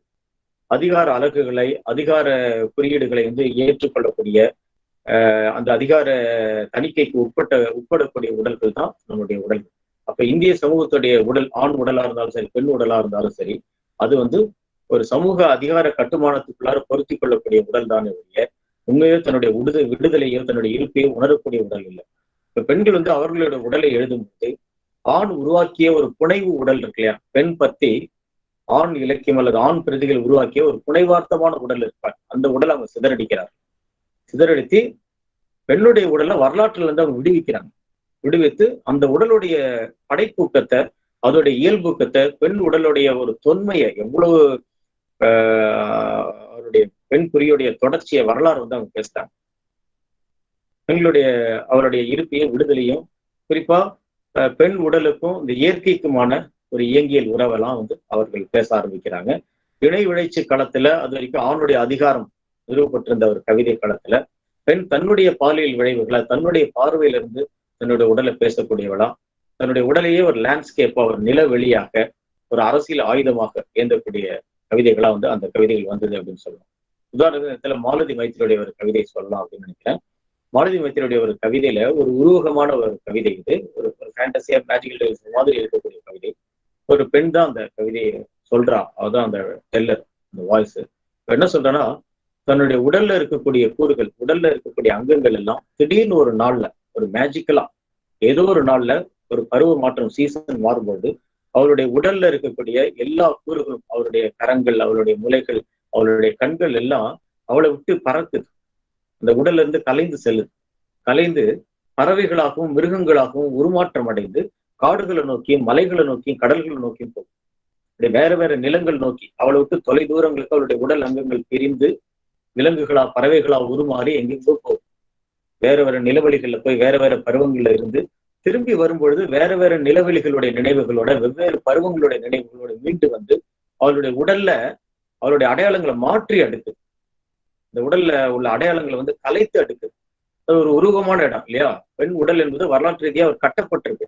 அந்த வரலாற்று ரீதியா கட்டப்பட்ட ஒரு ஆண்மைய புனைவா இருக்கக்கூடிய பெண் உடலை இந்த உடல் பாகங்கள் சென்று வந்து மீண்டும் கலைத்து அடுக்கும் பொழுது பல நேரங்களிலுடைய உடல் பாகங்கள் வந்து மலைகள்லயோ காடுகளையோ தெரிகிறத கேள்விப்படுறான். அவளும் திரும்பி வராமே இருக்கு. இந்த கவிதை எப்படி முடியுதுன்னா, ஒரு மலையில விறகு பொறுக்க போன சிறுமி வந்து சொல்றான் என்ன அப்படின்னா, உன்னுடைய யோனி மலை உச்சியில ஒரு பட்டாம்பூச்சியா பறந்துட்டு இருக்கிறத நான் பார்த்தேன் அப்படின்னு சொல்லி அந்த கவிதை முடியும். அந்த கவிதை முடிக்கிறான். உன்னுடைய யோனி அந்த மலை அடிவாரத்துல ஒரு பட்டாம்பூச்சியாக பறப்பதை பார்த்தேன் அப்படின்னு. இது வந்து எவ்வளவு பெரிய ஒரு விடுதலையை காட்டுது, ஒரு லிபரேஷன். அந்த இடத்துல அந்த பெண் குறி என்பது வெறுமனே ஒரு உடல் சார்ந்த அங்கமாக இல்லை, அது பெண் விடுதலையுடைய ஒரு அரசியல் குறியீடா. அது பட்டாம்பூச்சியாக மாறி பறக்கிறது என்றது என்னன்னா, அந்த பெண் பிரஞ்சை, அந்த விழிப்பு நிலை, பெண் பாலிடம் பெற்ற ஒரு அதிகாரம் இருக்கு இல்லையா, அந்த முன்னகர் இருக்கு இல்லையா, அதோட ஒரு பிரகடனமா அது இருக்கு அப்படின்னு சொல்லணும். இந்த கவிதையை நான் வாசிச்சு காமிக்கலாம் அப்படின்னு நினைக்கிறேன். ஏதோ ஒரு பருவ மாற்றத்தில் எனது அங்கங்கள் ஒவ்வொன்றும் மிருகமாகவும் பறவையாகவும் மாறி, ஏதோ ஒரு பருவ மாற்றத்தில் எனது அங்கங்கள் ஒவ்வொன்றும் மிருகமாகவும் பறவையாகவும் மாறி என்னை விட்டு விலகி செல்லத் தொடங்கின. அவையே திரும்பி வந்து சேர்வதும், பல சமயங்களில் தொலைந்த ஆட்டுக்குட்டியை தேடிச் சென்று அழைத்து வருவதுமென நிகழ்வதும், பிறகு யாத்திரை போல புறப்பட்டு சென்று விடுவதும் வழக்கமாக்கி எல்லா கால வெளியிலும் அவை அலையத் தொடங்கின. அவளுடைய உடற்கூறுகள் கலைந்து எல்லா கால வெளி பரப்புலையும் வரலாற்றுடைய அடுக்குகளுக்குள்ளார அது அவை வந்து அலைவுறுகின்றன. நீண்ட காலமாகிவிட்டது. பல திக்குகளின் நீர்நிலங்களை நோக்கி சென்றிருக்கும் அது எந்த திசையில் உலவுகிறது என யூகித்தறிய முடியவில்லை. திரும்பி வந்துவிடும் போது வெவ்வேறு நிலத்தின் வாசனையோடும் வெவ்வேறு நிலத்தின் குரல்களோடும் என் உடலெங்கும் மேய்ந்து என் அடையாளத்தை கலைத்து அடுக்குகின்றன. யோனி ஒரு பட்டாம்பூச்சியாக மலைகளில் அலைவதை கண்டதாக, யோனி ஒரு பட்டாம்பூச்சியாக மலைகளில் அலைவதை கண்டதாக காட்டில் விறகு பொறுக்க சென்ற பெண்கள் வந்து கூற கேட்டேன் அப்படின்னு சொல்லி ஒரு பெரிய மெட்டபர் இல்லையா, ஒரு பெரிய ஒரு பிரகடனம். என் அடையாளத்தை கலைத்து அடுக்குகின்றன போது இந்த இடத்துல மாலதி மைத்ரி சொல்றது அந்த பெண் வெறுமனே அந்த பயாலஜிக்கல் உடலை இல்லை, சமூக ரீதியாக இதுவரைக்கும் அந்த வார்க்கப்பட்ட உடல் அந்த இடத்துல உடைந்து போகுது, அந்த பிம்பத்தை உடைக்கிறான். அது வந்து மறுபடியும் கலைத்து அடுக்குகிறாள். அப்படி கலைத்து அடுக்கும் பொழுது அவளுடைய விழிப்புணர்வு அடைந்த அந்த மனம் தான் வந்து அவருடைய பெண்குறி வந்து பட்டாம்பூச்சியாக பறக்கிற காட்சியை வந்து அந்த கவிதையில அவங்க வந்து பதிவு செய்யறாங்க சொல்லலாம். இப்படி இது மாதிரியான கவிதைகள் பெண்ணுடைய பாலிட தலைமைத்துவத்தையே வந்து உறுதி செய்யக்கூடிய கவிதைகள் அப்படின்னு சொல்லலாம். இந்த வரிசையில நிறைய கவிஞர்கள் உருவானாங்க. சல்மாவுடைய ஒரு புகழ்பெற்ற ஒரு கவிதை கூற்று ஒண்ணு இருக்கு. உன்னிடமிருந்து கொஞ்சம் அதிகாரத்தை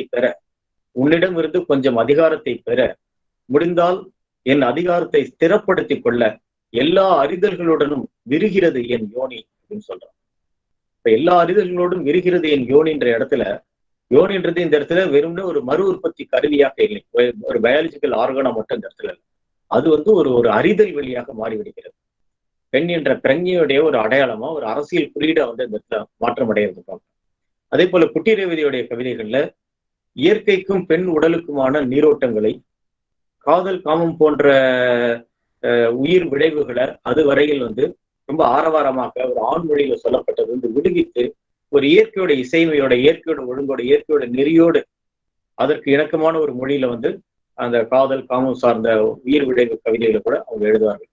அதே போல சூழலியல் போன்ற போராட்ட களங்கள் இருக்கு இல்லையா, இன்னைக்கு வாழ்வாதாரங்கள் சுரண்டப்படுவது, உலகமயமாக்களுடைய வருகை, சூழலியல் சீரழிவுகள், இந்த களங்கள்ல, இந்த அரசியல் களங்கள்ல பெண் பாலிடத்துடைய இடம் என்ன, சூழலில் அழிக்கப்படுவதுன்றது ஒரு ஆண் ஆதிக்க அரசியலுடைய ஒரு விளைவுன்னு புரிதல் அதுல இருக்கு. சூழலியலுடைய சீரழிவுகள் நம்ம வெறுமனே முதலாளித்துவ செயல்பாடு அப்படின்னு பார்க்கிறோம். அது வந்து வெறுமனே ஒரு பொருளாதாரம் சார்ந்த பார்வையை மட்டும் அது முதலாளித்துவ செயல்பாடுன்னு பார்க்கிறது. ஆனா குட்டிரேவதியுடைய கவிதைகள்ல அல்லது அவர்களை போன்ற இது மாதிரியான கவிதை இடத்தில் வரக்கூடியவர்கள இந்த சூழலில் அழிவுகள் அல்லது போர் ஆயுதங்கள், இன்னைக்கு உலகம் வந்து எப்படி ஒரு முதலாளித்துவ சுரண்டலுக்குள்ளார இருக்கு, இது எல்லாத்துக்குள்ளாரையும் ஒரு ஆண் ஆதிக்க மையம் இருக்கு, ஒரு தந்தை வழி சமூகம் தான் அதை செய்ய முடியும். இதற்கு எதிரான ஒரு புரட்சிகர அரசியல் கூட ஒரு பெண் பாலின இடத்தை அதோடைய சித்தாந்த மையத்தில் கொண்ட அரசியலாக இருக்க வேண்டும் அப்படின்ற ஒரு கோருதல் வந்து அந்த கவிதைகள்ல இருக்கிறத நாம பார்க்க முடியும். இப்போ நம்ம இந்த கவிதையுடைய இந்த உரையுடைய தலைப்பு வந்து நவீன கவிதைகளில் பெண் பாலின பாலின பொருண்மை அப்படின்னு நம்ம பேச தொடங்கினோம். அந்த பாலின பொருண்மை என்பது வெறும் தூய பாலின பொருண்மை மட்டும்தானா? ஒரு இந்திய சமூகத்துல பாலினம் என்பது வெறும் பாலினமாக இல்லை.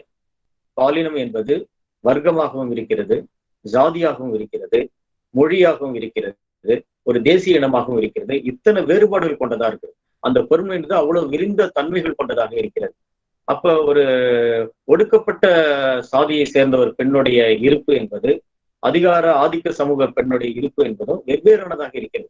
அவர்கள் பேசக்கூடிய அரசியல் என்பது சில புள்ளிகளில் சங்கமித்தாலும் பல புள்ளிகள் வந்து விலகி செல்ல வேண்டிய தேவைகள் கொண்டதாகவும் இருக்கு.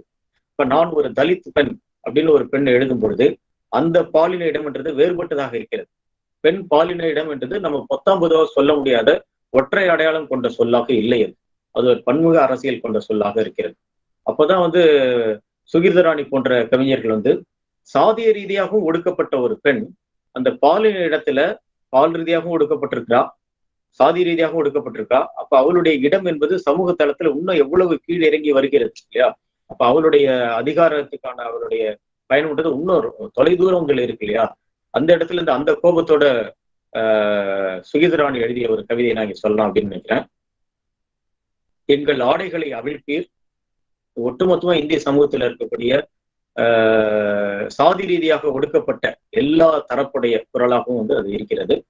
எங்கள் ஆடைகளை அவிழ்ப்பீர், அம்மனமாக்குவீர், வன்புணர்வீர், தமையனோடு புணரச் செய்வீர், பிறப்புறுப்பில் துரடு சொருகுவீர், முலைகளை அறிவீர், வாய்க்காலில் வீசுவீர், அமிலத்தை ஊற்றுவீர், தலையை துண்டிப்பீர், காலை வெட்டுவீர், காணா பிணமாக்குவீர், மலத்தை வாயில் திணிப்பீர், மூத்திரத்தை குடிக்கச் செய்வீர், சேரி என பிரித்து வைப்பீர், செருப்பு மாலை போடுவீர், வேசி என்பீர், பறையன் என்பீர், தீயிட்டு கொளுத்துவீர், மரத்தில் தொங்க விடுவீர், தீண்டாமை சுவரெழுப்புவீர், தனிக்கோளை கொடுப்பீர், செருப்பணிய தடை விதிப்பீர், காதலித்தால் நாடகம் என்பீர், நாடக காதல் சொல்வது, காதலித்தால் நாடகம் என்பீர், ஆணவ கொலை செய்வீர், இனி எவையும் மிச்சமில்லை, இனி எவையும் மிச்சமில்லை நீங்கள் செய்வதற்கு.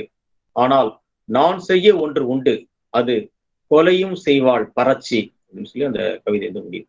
இந்த இடத்துல பெண் பாலின இடத்துடைய பொருண்மையை யோசித்து பாருங்க. அது ஒரு சாதிய பொருண்மையா இருக்கு. இந்த இடத்துல சாதி ரீதியா ஒடுக்கப்பட்ட ஒரு பொருண்மையாக இருக்கிறது.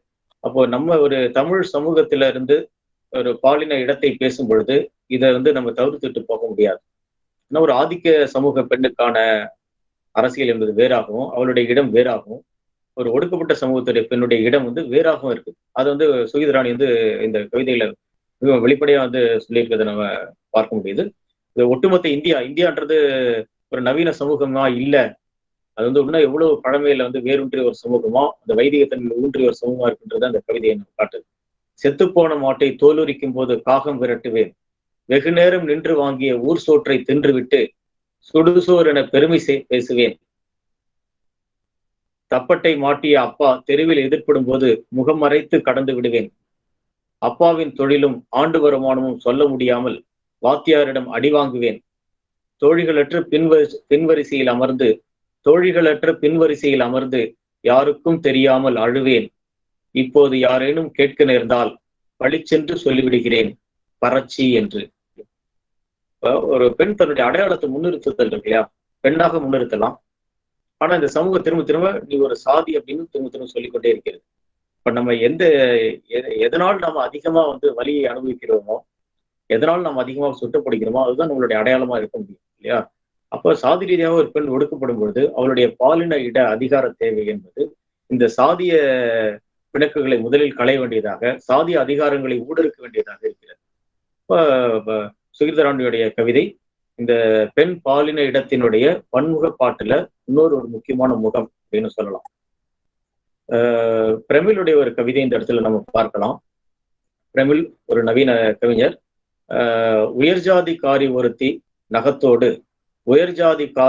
நகத்தோடு என் பறை நகம் மோதி ஊர் அதிர்ந்தது, 5000 வருஷத்து இரவு சிவந்து எரிந்தது என் சேரி, புகைகள் கலந்து இருண்டது இன்றன் உதய நெருப்பு. இப்ப பிரமிழ் இந்த சாதிய முரண்பாட்டை, சாதிய அரசியல இந்திய சமூகம் என்பது ஒரு அடிப்படையில் எப்படி ஜாதிய சமூகமா இருக்குன்றதை அவர் காட்டுகிறார். இந்த பொருண்மைகளை உள்ளடக்கிதான் நம்ம பாலின அரசியலை வந்து பேச வேண்டியதாக இருக்கிறது. இதே போல மார்க்சியம் ஒரு பெரிய விடுதலை தத்துவம். ஆனால் மார்க்சியவாதிகள் எழுதிய கவிதைகள்ல பெண் பாலிடம் என்பது ரொம்ப பரிதாபத்துக்குரியதா இருக்கு. ஏற்கனவே வானம்பாடி கவிதைகள் வழியா நம்ம பார்த்தோம். அப்ப இந்த மார்க்சிய கருத்தியலை உள்வாங்கி கொண்ட மார்க்சியத்துக்குள்ளார பெண்ணிய விடுதலை சார்ந்து இருக்கக்கூடிய இடைவெளிகளை கேள்வி கேட்கக்கூடிய மார்க்சியம் கூட ஏதோ ஒரு அடிப்படையில ஒரு ஆண் பிரதியாக தான் இருக்கிறது. முதலாளித்துவம் வேண்டுமானால் ஆணாதிக்கத்தன்மை கொண்டதாக இருக்கலாம், அதற்காக மார்க்சியம் என்பது பெண் விடுதலை சிந்தனை என்று கூற முடியாது என்று சொல்வார்கள். அன்புள்ள டாக்டர் மார்க்ஸ் என்று ஒரு நூல் கூட தமிழ்ல வந்தது. அதாவது மார்க்சியத்தை நோக்கி சில பெண்ணியம் சார்ந்த கேள்விகளை முன்வைப்பது போல. இந்த தளத்துல, இந்த அரசியல் தளத்தில் கவிதையில் எழுதக்கூடியவராக லீனா மணிமேகலை வந்து இருக்கிறார். லீனா மணிமேகலுடைய கவிதைகள்ல அதாவது ஒரு பொது சமூகத்துல பெண் பாலின இடம் வந்து ஒடுக்கப்பட்டிருக்கு. அது எல்லாருக்கும் தெரிஞ்சுதான். அலுவலகத்துல, ஒரு நிர்வாகத்துல, அல்லது ஒரு தொழில் நிறுவனத்துல, எல்லா இடங்களிலும் ஒரு பொது வெளியில பெண் எப்போதுமே 2ஆம் பாலினமும் ஒடுக்கப்படுற இடங்களை நம்ம பார்க்கிறோம். ஆனா விடுதலை களங்கள்ல, விடுதலை வெளிகள்ல, பெரிய விடுதலை சித்தாந்தங்கள்ல பேசக்கூடியவர்களுடைய கட்சிகள்ல, அமைப்புகள்ல, இயக்கங்கள்ல அங்கேயும் பெண் பாலின இடம் அல்லது பெண்ணுடைய சித்தாந்த தலைமை என்பது ஏன் ஒடுக்கப்படுகிறது? பெண் சித்தாந்த தலைமைக்கான தேவை என்ன? மார்க்சியத்துக்குள்ளார பெண்ணியத்தை உள்வாங்க வேண்டிய தேவைகள் என்ன? அதை பற்றி லீனா மணிமேகலை தன்னுடைய கவிதைகள் எழுதியிருக்காங்க. அவங்க வந்து ஒரு சர்வதேச தரப்பாக ஒரு பெண் குரலை முன்னெடுத்து சர்வதேச அளவில் எல்லா நாடுகளில் நடக்கக்கூடிய விடுதலை களங்கள்லையும் புரட்சி தளங்கள்லையும் பெண்களுடைய வகிபாகம், பெண்களுடைய இடம் என்னவாக இருக்கிறது, பெண் எப்போதுமே வந்து ஒடுக்கப்பட்ட இடத்துலதான் இருக்கா அப்படின்றத அவங்க அந்த கவிதையில் எழுதுறாங்க. அந்த கவிதையை பார்க்கலாம் நம்ம. நான் லீனா, நான் இலங்கையில், இந்தியாவில், சீனாவில், அமெரிக்காவில், ஆப்பிரிக்காவில், போஸ்னியாவில், துருக்கியில், ஈராக்கில், வியட்நாமில், பொலிவியாவில், ரொமானியாவில் வாழ்கிறேன். ஸோ இது வந்து ஒரு சர்வதேச பெண். அந்த ஒரு சர்வதேச அளவுல அனைத்து பெண்களுக்குமான ஒரு பிரதிநிதித்துவமாக இந்த குரல், இந்த கவிதை வந்து ஒலிக்குது. என் வேலை, எனது வேலை என் இரு தொடைகளையும் எப்பொழுதும் பரப்பியே வைத்திருப்பது. நாடு கோருபவர்கள், ஜிகாத்து தொடுப்பவர்கள், புரட்சி வேண்டுபவர்கள், போர் தொடுப்பவர்கள், ராஜாங்கம் கேட்பவர்கள், வணிகம் பரப்புபவர்கள், காவி உடுப்பவர்கள், கொள்ளையடிப்பவர்கள், நோய் பிடித்தவர்கள், எவன் ஒருவனும் வன்புணர்வதற்கு ஏதுவாய் யோனின் உதடுகளை அறிந்து போட்டு கருங்குழியென செதுக்கி வைத்துக் கொள்ள சொல்லி தந்திருக்கிறார்கள். அம்மா, அம்மம்மா, அப்பத்தா, அத்தை எல்லாரும் ஒருவரே. அவ்வப்போது காலக்கெடுவில் லிட்டர் கணக்கில் சேர்ந்துவிடும் விந்துவை தூர்வாருவதையும் படிப்பித்திருக்கிறார்கள். எனக்கு தெரியும், அறிவாளி, ரோகி, ஆசிரியன், கலைஞன், லும்பன், தரகன், மகாராஜா, தளபதி, திருடன், கணிப்பொறிக்காரன், போராளி, போதைப்பொருள் விற்பவன், மருத்துவன், கூலி தொழிலாளி, மாலுமி, விவசாயி, கணவன், தந்தை, சகோதரன், மகன் எல்லோர் குறிகளும் ஒன்று போல் இருப்பது எப்படி என்ற ரகசியம்.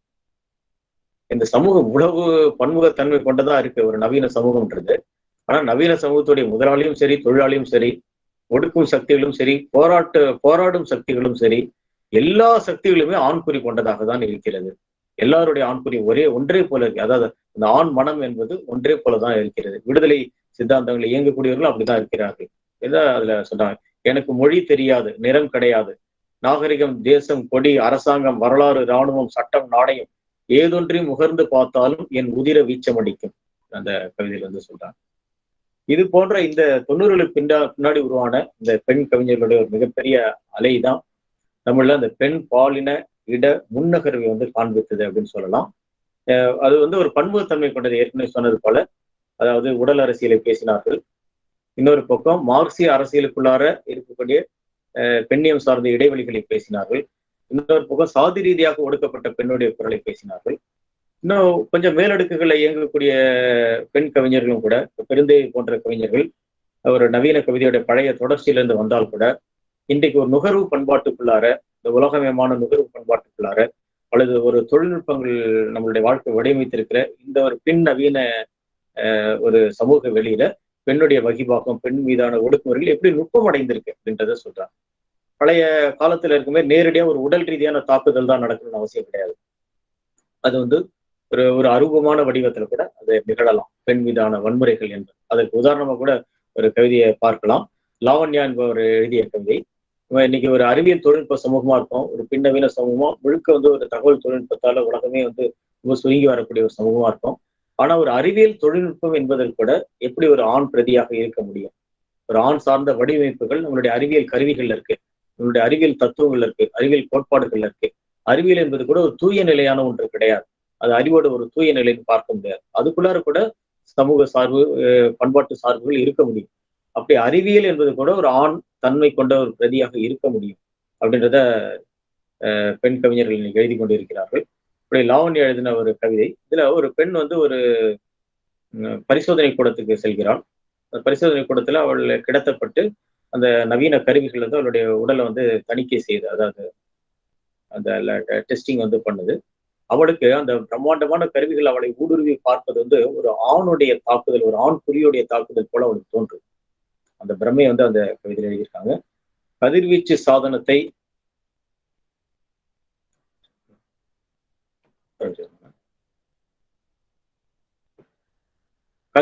சாதனத்தை மேலாடை அகற்றிவிட்டு காதலனை போல் இறுக கட்டிக்கொள்ள செய்கிறார்கள். கதிர்வீச்சு சாதனத்தை மேலாடை அகற்றிவிட்டு காதலனை போல் இறுக கட்டிக்கொள்ள செய்கிறார்கள். இசிஜி கருவிக்கு கச்சை நெகிழ்த்தி முலை அருகே இடம் தர வேண்டியிருக்கிறது. குழந்தையின்மை சிகிச்சைக்கென பலமுறை நுண்ணொளி ஊடுருவல் ஆயுதம். குழந்தையின்மை சிகிச்சைக்கென பலமுறை நுண்ணொளி ஊடுருவல் ஆயுதம் ஆண்குறியாக வன்புணர்ந்து அப்படின்னு அந்த கவிதையில வருது. ஒரு குழந்தை பேருக்காக இன்னைக்கு நவீன தொழில்நுட்ப சமூகமான உருவானாலும் கூட மீண்டும் பெண்ணை வந்து ஒரு குழந்தை பேரு வழங்க வேண்டிய ஒரு இயந்திரமாக, அதற்கான கருவிகளை கண்டுபிடிக்கக்கூடியவர்களாக, ஆண்குரிய பதிலீடு செய்யக்கூடிய இந்த விஞ்ஞான தொழில்நுட்ப ஆக்கங்களாக, அதாவது பெண்ணை வந்து செயற்கை முறையில் கருத்தரிக்க வைப்பதற்கான நவீன கருவிகளை நம்ம கண்டுபிடிக்கக்கூடியவர்களாக இருக்கும் பொழுது, ஒரு ஆண் தன் மேல செலுத்தக்கூடிய வன்முறையோட இன்னொரு பிரம்மாண்டமான ஒரு நீட்சி தான் இந்த அறிவியல் உபகரணங்கள் பெண்ணை தாய்மையடைய செய்வதற்காக செய்யக்கூடிய வன்முறைகளும் கூட. அப்படின்ற அந்த நுட்பங்களுக்குள்ளார சென்று, அப்ப ஒரு அறிவியல் தொழில்நுட்ப வெளியில கூட பெண் மீது எத்தனை வகையான ஒடுக்குமுறைகள் நிகழ்துன்றதை அந்த கவிதையில சொல்கிறார்கள். பாலைவன லாந்தருடைய ஒரு கவிதை. இதோட நான் நிறைவு செய்றேன் இந்த கவிதையோட. மை டியர் பிளாட்டோ, அது எக்ஸ் மற்றும் ஒய் என்று நினைத்து விடாதீர்கள். அது எக்ஸ் போன்ற ஒய்கள் மற்றும் ஒய் போன்ற எக்ஸ்கள். குறியீடுகளின் மீது குறியீடுகள் புனையும் காலம் இது. இந்த கவிதையில இந்த பாலின குறியீடுகள் கலைந்து அது எத்தனை மாற்று உருவங்கள்ல இன்னைக்கு உள்ள ஒரு பின்னவீன சூழல் இயங்க முடியும் அப்படின்றது தெரியுது. நம்ம பார்த்த மாதிரி பழைய அர்த்தங்கள்ல ஆண் என்பது ஆண் மட்டும்தான், பெண் என்பது பெண் மட்டும்தான் நம்ம புரிந்து கொள்ள முடியாது. ஏன்னா இந்த பாலின பொறுமைகள் நிறைய மயக்கம் அடைந்திருக்கிற ஒரு காலகட்டத்தில் நாம இருக்கிறோம். இந்த சூழல்ல நவீன கவிதையோட ஒரு ஒட்டுமொத்த பரப்புல பார்க்கும் பொழுது பெண் பாலினத்துடைய இருப்பு என்பது உண்மையிலேயே இந்த நவீன கவிதை தொடங்கும் பொழுது அது முழுக்க ஒரு மரபான நிலமானிய மதிப்பீடுகளுடைய ஒரு நீட்சியில தான் இருந்திருக்கு அப்படின்றது பார்க்கணும். ஆனா 80கள் 90களுக்கு பிறகுதான் பிற்படுத்தப்பட்டோர், தாழ்த்தப்பட்டோர், பெண்கள் எல்லோருமே அந்த எழுத்து வெளிக்குள்ளார பிரவேசித்த பிறகுதான் இந்த அதிகாரத்திற்கான அல்லது அந்த ஒரு சமூகன்றது ஒரு பெரிய அதிகார கட்டமைப்புல அதுல ஒரு பாலின இடத்திற்கான நகர்வையும் ஒரு அசைவு இயக்கத்தையும் பார்க்குது. ஆனா அது ஒரு முடிவுறாத இயக்கம் தான் அது. அந்த அசைவு இயக்கம் தான் அந்த கவிதைகள்ல வெளிப்படுது. அது என்னைக்குமே ஒரு ஒரு முற்று முழுதான அடையப்பட்ட லட்சியம் இல்லை. அந்த லட்சியத்திற்கும் இந்த இத்தகைய கவிதைகளுக்குமான இடைவெளிகள்ல தான் அந்த பாலின இருப்பையும் நகர்வையும் நம்ம அனுமானிக்கலாம் என்று கூறி இந்த வாய்ப்பை அளித்த பேராசிரியர் விஜயலட்சுமி அவர்களுக்கு நன்றி கூறி விடைபெறுகிறேன். ஏதாவது கேள்விகள் இருந்தால் நம்ம அதில் உரையாடலாம்.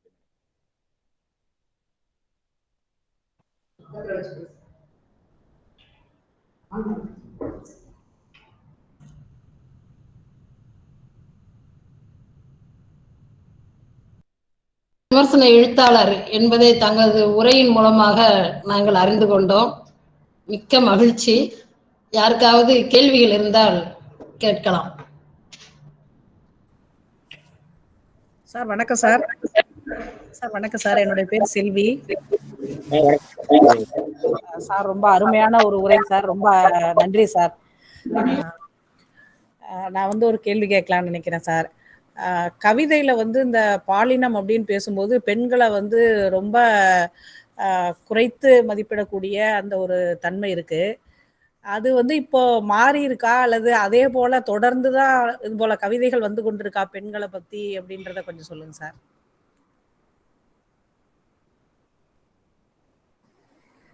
சார் சார் நான் பேசுறது கேக்குதா சார்? மேடம் ஒரு நிமிஷம் கொஞ்சம் எக்ஸிட் ஆயிடுச்சு, மறுபடியும் நான் ஜாயின் பண்ணிட்டேன். கொஞ்சம் சொல்லுங்க. ஏன்னா நடுவில் இப்ப நீங்க என்ன பேசுனீங்கன்னு எனக்கு கேட்கல. நடுவில் எக்ஸிட் ஆயிடுச்சு. நான் மறுபடியும் பேசுறேன் சார். ஒன்றும் பிரச்சனை இல்லை சார். சார் உங்க உரை ரொம்ப நல்லா இருந்தது. நன்றி சார். அதாவது கவிதைகள்ல பெண்களுடைய இடம் அப்படின்னு சொல்லும்போது ரொம்ப குறைவான இடம். அதாவது என்னன்னா துன்பம் உள்ள அந்த ஒரு நிலையே நம்ம பார்க்க முடியுது.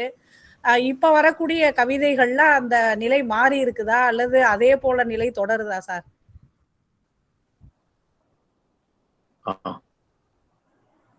கட்டாயம். அதாவது நீங்க சொல்றது ஒரு 80கள்ல அது மாதிரியான நிலைமை இருந்ததுன்னு சொல்லலாம். 80களுடைய கவிதைகள்ல பெண்ணுடைய இருத்தலியல் அழுத்தங்கள் இருக்கு இல்லையா, அது பெரும்பாலும் மனம் சார்ந்த கவிதைகளா தான் இருந்தது. ஆனா 90களுக்கு பிறகு அல்லது இந்த 2000க்கு பிறகு பெண்கள் எழுதக்கூடிய கவிதைகள் எல்லா விதமான பாடுபொருள்கள் சேர்ந்ததாகவும், இன்னும் கேட்டீங்கன்னா ஒரு தன்னுடைய பாலிமை ஆற்றலை கொண்டாட்டமா வெளிப்படுத்தக்கூடிய கவிதைகளா இருக்கு. இப்ப நம்ம இதுல பார்த்த மாலதி மைத்திரியுடைய கவிதைகளிலே துயரமே இல்லை, உடல் பற்றிய எந்த ஒரு குற்றச்சாட்டுகளும் இல்லை. பெண் தன்னுடைய உடலை ஒரு தாழ்வு மனப்பான்மையோட பார்த்த அந்த பழைய தலைமுறையிலிருந்து விடுபட்டு பெண் தன்னுடைய உடலை, தன்னுடைய உடல் ஆற்றலை ரொம்ப கொண்டாட்டமா உடலை செலிப்ரேட் பண்ணக்கூடிய ஒரு உடல் அரசியல் கவிதைகள் நம்ம பார்த்தோம். இன்றைக்கு எழுதக்கூடிய 2010 அல்லது 2000க்கு பிறகு எழுதக்கூடிய பெண்கள் வெறும் அந்த பாலின அரசியல் அந்த களத்துல மட்டும் எழுதாம எல்லா களங்களையும் கையாளுறாங்க. ஒரு விஞ்ஞான ரீதியான ஒரு அறிவியல் பூர்வமான ஒரு கவிதையை எழுதுகிறார்கள், அல்லது ஒரு சூழலியல் பற்றி ஒரு கவிதை எழுதுறாங்க, அல்லது ஒரு தேசிய இன போராட்டம் பற்றி, ஒரு தமிழ் அரசியல் விடுதலை சார்ந்து, இப்படி எல்லா தளங்கள்லயும் கவிதைகள் எழுதுறதை நம்ம பார்க்க முடியும்.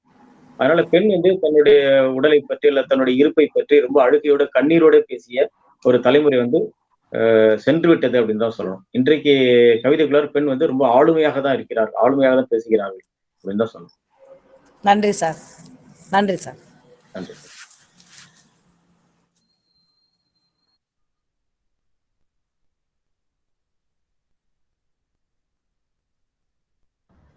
வேறு யாருக்காவது கேள்விகள் இருக்கிறதா?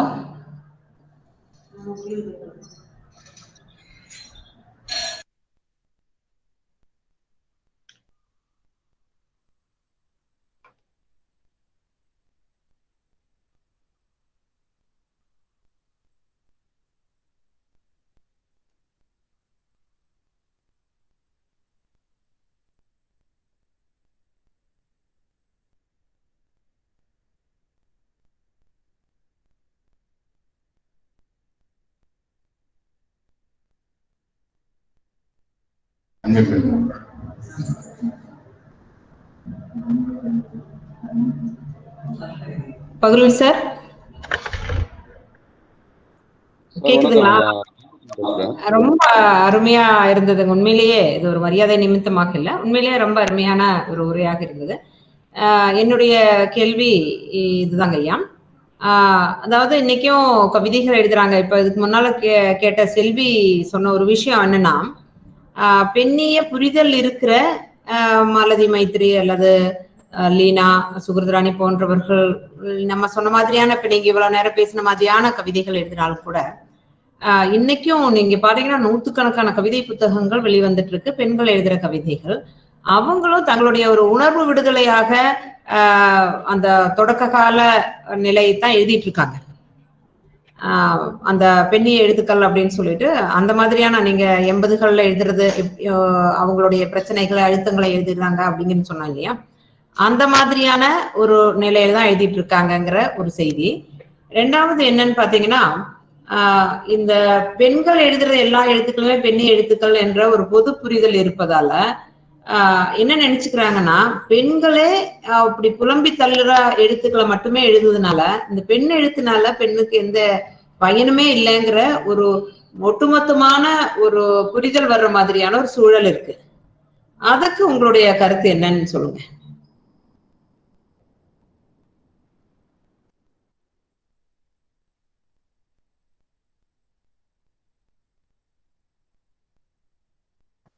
சார் நீங்க ஏதோ பேசுறீங்கன்னு தெரியுது, பட் ஒன்னும் அன்மியூட் பண்ணாதனால கேட்கல. மேடம் இப்ப கேக்குதா? இப்ப கேக்குது சார். பெண் எழுத்து இன்றைக்கு எழுதக்கூடிய எல்லா பெண்களுமே அதே அரசியல் தீவிரத்தோட அல்லது அந்த பெண் அப்படின்ற அந்த பாலிமை விழிப்புணர்வோட எழுதுகிறார்களா, அந்த தீவிரத்தன்மை இருக்கிறதா அப்படின்ற கேள்வி வந்து நிச்சயமா எல்லாருமே அப்படி எழுதக்கூடிய சாத்தியங்கள் இல்லை. அது பெண் எழுத்துன்னு மட்டும் இல்ல, ஒட்டுமொத்த கவிதை பரப்பே, தமிழ் கவிதை பரப்பே வந்து அப்படிதான் இருக்கு. ஒரு ஆண்கள் எழுதக்கூடிய கவிதைகள்லையும் கூட 80-90% கவிதைகள் இன்னும் ஒரு வெகுஜன கவிதைகளை எழுதுவது, அல்லது நம்ம கவிதையுடைய அடிப்படைகளை கூட வந்து கண்டடையாமல் வந்து எழுதுவது, ஏற்கனவே எழுதப்பட்ட டெம்ப்ளேட்ஸை திரும்ப திரும்ப மறு உற்பத்தி செய்யறது, இது மாதிரியான ரொம்ப ஒரு நீர்த்து போகிற வடிவங்கள் எழுதுறதுன்றது ஆண்கள் எழுதுற கவிதையிலும் ரொம்ப கணிசமா இருக்கதான் செய்யுது. கவிதைகள் ரொம்ப ஒரு நுட்பமான வடிவம்.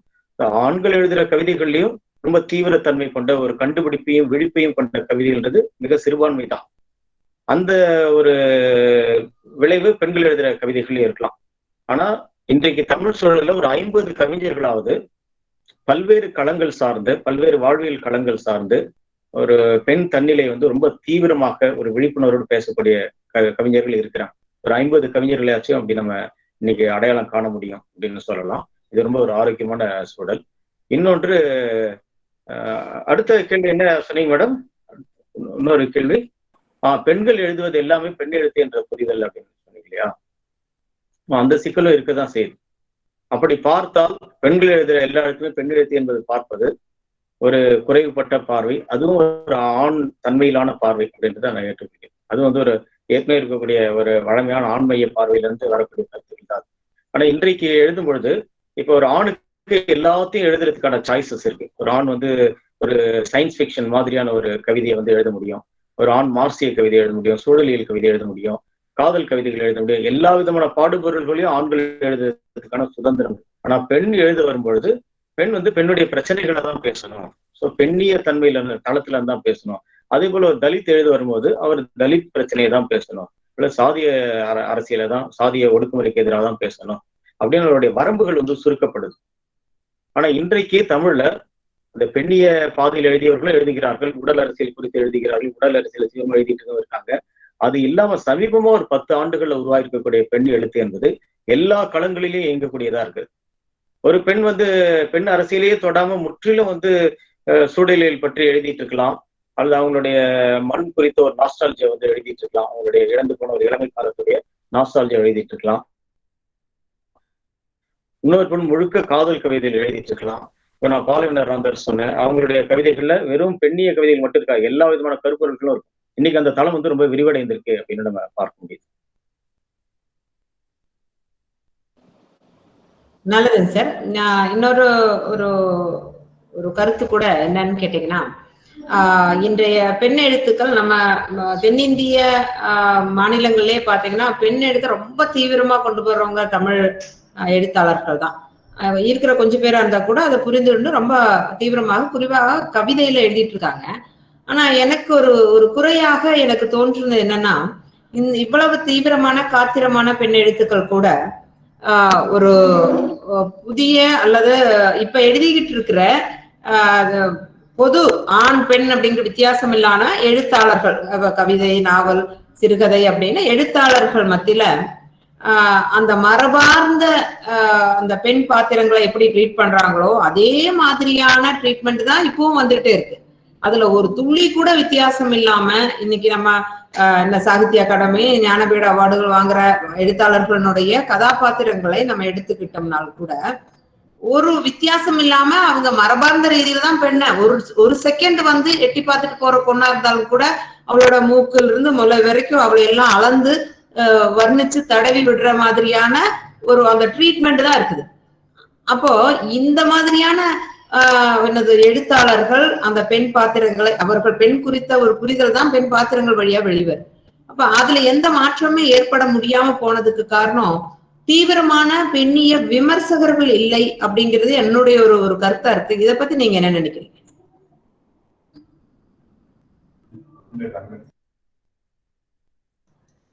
சார்? அன்மியூட் பண்ணிட்டு பேசுங்க.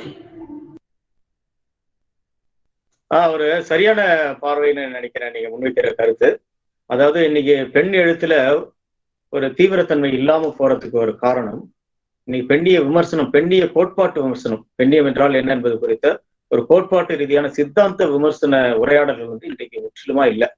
அது பெண்ணிய விமர்சனம் மட்டும் இல்ல, ஒட்டுமொத்தமாவே படைப்பு சூழலே விமர்சன கோட்பாடுகளே இல்லாத ஒரு காலகட்டமா 90கள்ல நிகழ்ந்த அளவுக்கு கருத்தியல் உரையாடல்களோ தீவிரமான கோட்பாட்டு போக்குகளை விவாதிக்கிறதோ எதுவுமே இல்லாம போனதுனால ஒரு கவிதை தணிக்கை செய்வதற்கான அளவுகோல்களே இல்லை. இந்த கவிதை பெண் எழுதியிருக்காங்க அப்படின்றத தாண்டி அது கருத்தியல் ரீதியா பெண்ணிய கவிதையா அப்படின்னு அளந்து பார்ப்பதற்கான கோட்பாட்டு கருவிகள் நம்மிடையே இல்லை.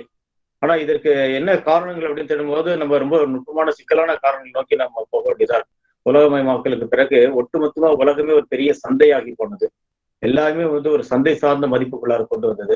இன்னைக்கு ஒரு பெண் நீங்க சொன்ன மாதிரி எளிதா சாகித்ய அகாடமி விருதை பெற்று விடுகிறார்கள், பெரிய வெளிச்சம் பெறுகிறார்கள். ஆனா அவங்கள விட ரொம்ப தீவிரமா அரசியல் விழிப்போடு எழுதிட்டு இருக்க ஒரு பெண் முகமே அறியப்படாம இருக்கிறாங்க. இந்த வேறுபாடு இன்னைக்கு இருந்துட்டு தான் இருக்கு. ஆனா அது அதான் ஒரு பெண் எழுத்துல மட்டும் இல்லை, அது ஒட்டுமொத்த எழுத்து சூழலையுமே அது இருக்கு அப்படின்னு நினைக்கிறேன். ஒட்டுமொத்த எழுத்து சூழலுமே இன்னைக்கு விமர்சன கோட்பாடுகள் இல்லை. அப்படிப்பட்ட சூழ்நிலையில நிச்சயமா பெண்ணியம் சார்ந்த அல்லது கடந்த 20 வருடத்துல தமிழ் கவிதையில, தமிழ் படைப்புகளில பெண்களுடைய எழுத்து என்ன செய்தது அப்படின்றத பற்றிய ஒரு விமர்சன மதிப்பீடுகளை உருவாக்கக்கூடிய கோட்பாட்டு உரையாடல் ரொம்ப அவசியமா இருக்கு. அதனுடைய தேவை அப்படின்னு சொல்லலாம் கட்டாயமா. நல்லதுங்க, ரொம்ப சந்தோஷம். வேற யாருக்காவது கேள்விகள் இருந்தா கேட்கலாம். வணக்கம், நான் பழனியப்பன் ஒரு கேள்வி கேட்கலாமா? கேக்குதுங்களா? சொல்லுங்க சார். சார் வணக்கம். பிரவீன் பக்ரோலி, அவங்க உரை ரொம்ப அருமையா இருந்துச்சு. சொல்லுங்க சார். ரொம்ப அருமையா இருந்தது. இந்த மார்க்சியம் குறித்து சொன்னீங்க. மார்க்சிய படைப்பாளிகள்கிட்ட ஒரு மரபார்ந்த ஒரு ஆணாதிக்க மையவாதம் இருக்கு அப்படின்னு சொன்னீங்க. இல்ல அது மார்க்சிய பிரதிக்குள்ளேயே இருக்கிறதா நீங்க நினைக்கிறீங்களா? அதாவது ஒரு சமூக விடுதலையின் ஊடாதானே, ஒட்டுமொத்த சமூக விடுதலையின் ஊடாதான் பெண் விடுதலை சாத்தியம் அப்படிங்கிற போது ஒரு மார்க்சியத்தையே அந்த மாதிரி பாக்குறது அப்படிங்கிறது இது ஒரு சந்தேகம் தான். இது கொஞ்சம் இல்ல நான் புரிஞ்சுக்கிட்டதுல குழப்பம் இருக்கான்னு தெரியல. மற்றபடி உங்க உரை ரொம்ப அருமையா இருந்தது. நன்றி. அதாவது மார்க்சிய படைப்பாளிகளிடம் பாலின அரசியல் குறித்த புரிதல் வந்து ரொம்ப பலவீனமா இருக்கு. அல்லது அவங்களுடைய பிரதி வந்து அடிப்படையில ஒரு ஆண் மனதிலிருந்து எழுதப்பட்டதாக, ஆண் மொழியிலிருந்து எழுதப்பட்டதாக தான் இருக்கு அப்படின்றது ஒரு பார்வை. இன்னொன்று, மார்க்சியம்ன்ற அந்த மூல சித்தாந்தத்துக்குள்ளாரையே ஒரு ஆண் தன்மை இருக்கா அப்படின்னு கேட்டா அது வந்து ஒரு தனிப்பட்ட ஆய்வாக சென்றுவிடும். ஆனா தமிழ்ல உருவாகின பெண்ணிய விமர்சனம் அந்த விமர்சனத்தையும் முன்வைத்தது. 90 உண்டான பெண்ணிய விமர்சன கோட்பாட்டாளர்கள் மார்க்சியம் என்றதுடைய மூல தத்துவ பிரதிக்குள்ளாரே ஒரு ஆண் தன்மை இருக்கு, சில இடைவெளிகள் இருக்கு, பெண்ணிய நோக்கில் பார்க்கும் பொழுது சில இடைவெளிகள் இருக்கு.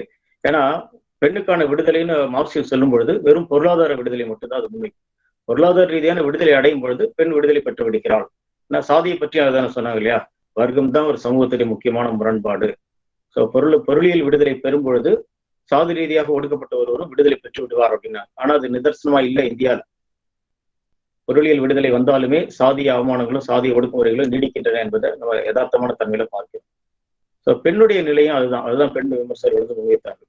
பெண்கள் 90களில் உடல் அரசியலை பேசும் பொழுது, தங்களுடைய பால் ஊக்கத்தெல்லாம் வந்து பேசும் பொழுது, இங்க இருக்கக்கூடிய மார்க்சிய பீடங்கள் வந்து அது ரொம்ப ஒரு பீதியோடையும் பயத்தோடையும் பார்த்தாங்க. அதை ஏற்றுக்கொள்ள ரொம்ப கடுமையா தணிக்கை செய்தார்கள். ஏனென்றால் பெண்கள் பொருளாதார பிரச்சனைகளை பேசினா போதும், பாலியல் விளைவுகள்லாம் பேசக்கூடாது அப்படின்ற ஒரு ஒழுக்கவியல் சார்ந்த தணிக்கை வந்து அதுல இருந்தது. அப்ப நேரடியா நமக்கு ஒரு சந்தேகம் இருக்கு, மார்க்சியத்துடைய மூல பிரதிக்குள்ளாரையும் ஒரு சந்தேகம் இருக்கதான் செய்யுது. அப்படி அவர்கள் வந்து கார்ல் மார்க்ஸுக்கும் ஹெலன் டெமுத்துக்குமான ஒரு ரகசிய உறவை பற்றிய சில செய்திகளையும் வந்து அன்னைக்குள்ள பெண்ணிய விமர்சகர்கள்லாம் வந்து விமர்சித்தார்கள். அது தவிர்க்க முடியாது. வரலாறுன்றதே ஒரு ஆண் தன்மையில கட்டமைக்கப்பட்டிருக்குன்னு அவர்கள் கூறுகிறார்கள். டார்வினுடைய உயிரியல் கோட்பாடு கூட உள்ளுக்குள்ளார ஒரு ஆண் தன்மை இருக்கு அப்படின்லாம் பேசுகிறார்கள். அப்படி சொல்லும் பொழுது மார்க்சியம் வந்து பெண்ணிய உரையாடல்களை உள்வாங்கி இன்னும் விரிவடையத்துக்கான வாய்ப்புகள் அதிகமாகுது என்பதை சொல்லலாம்.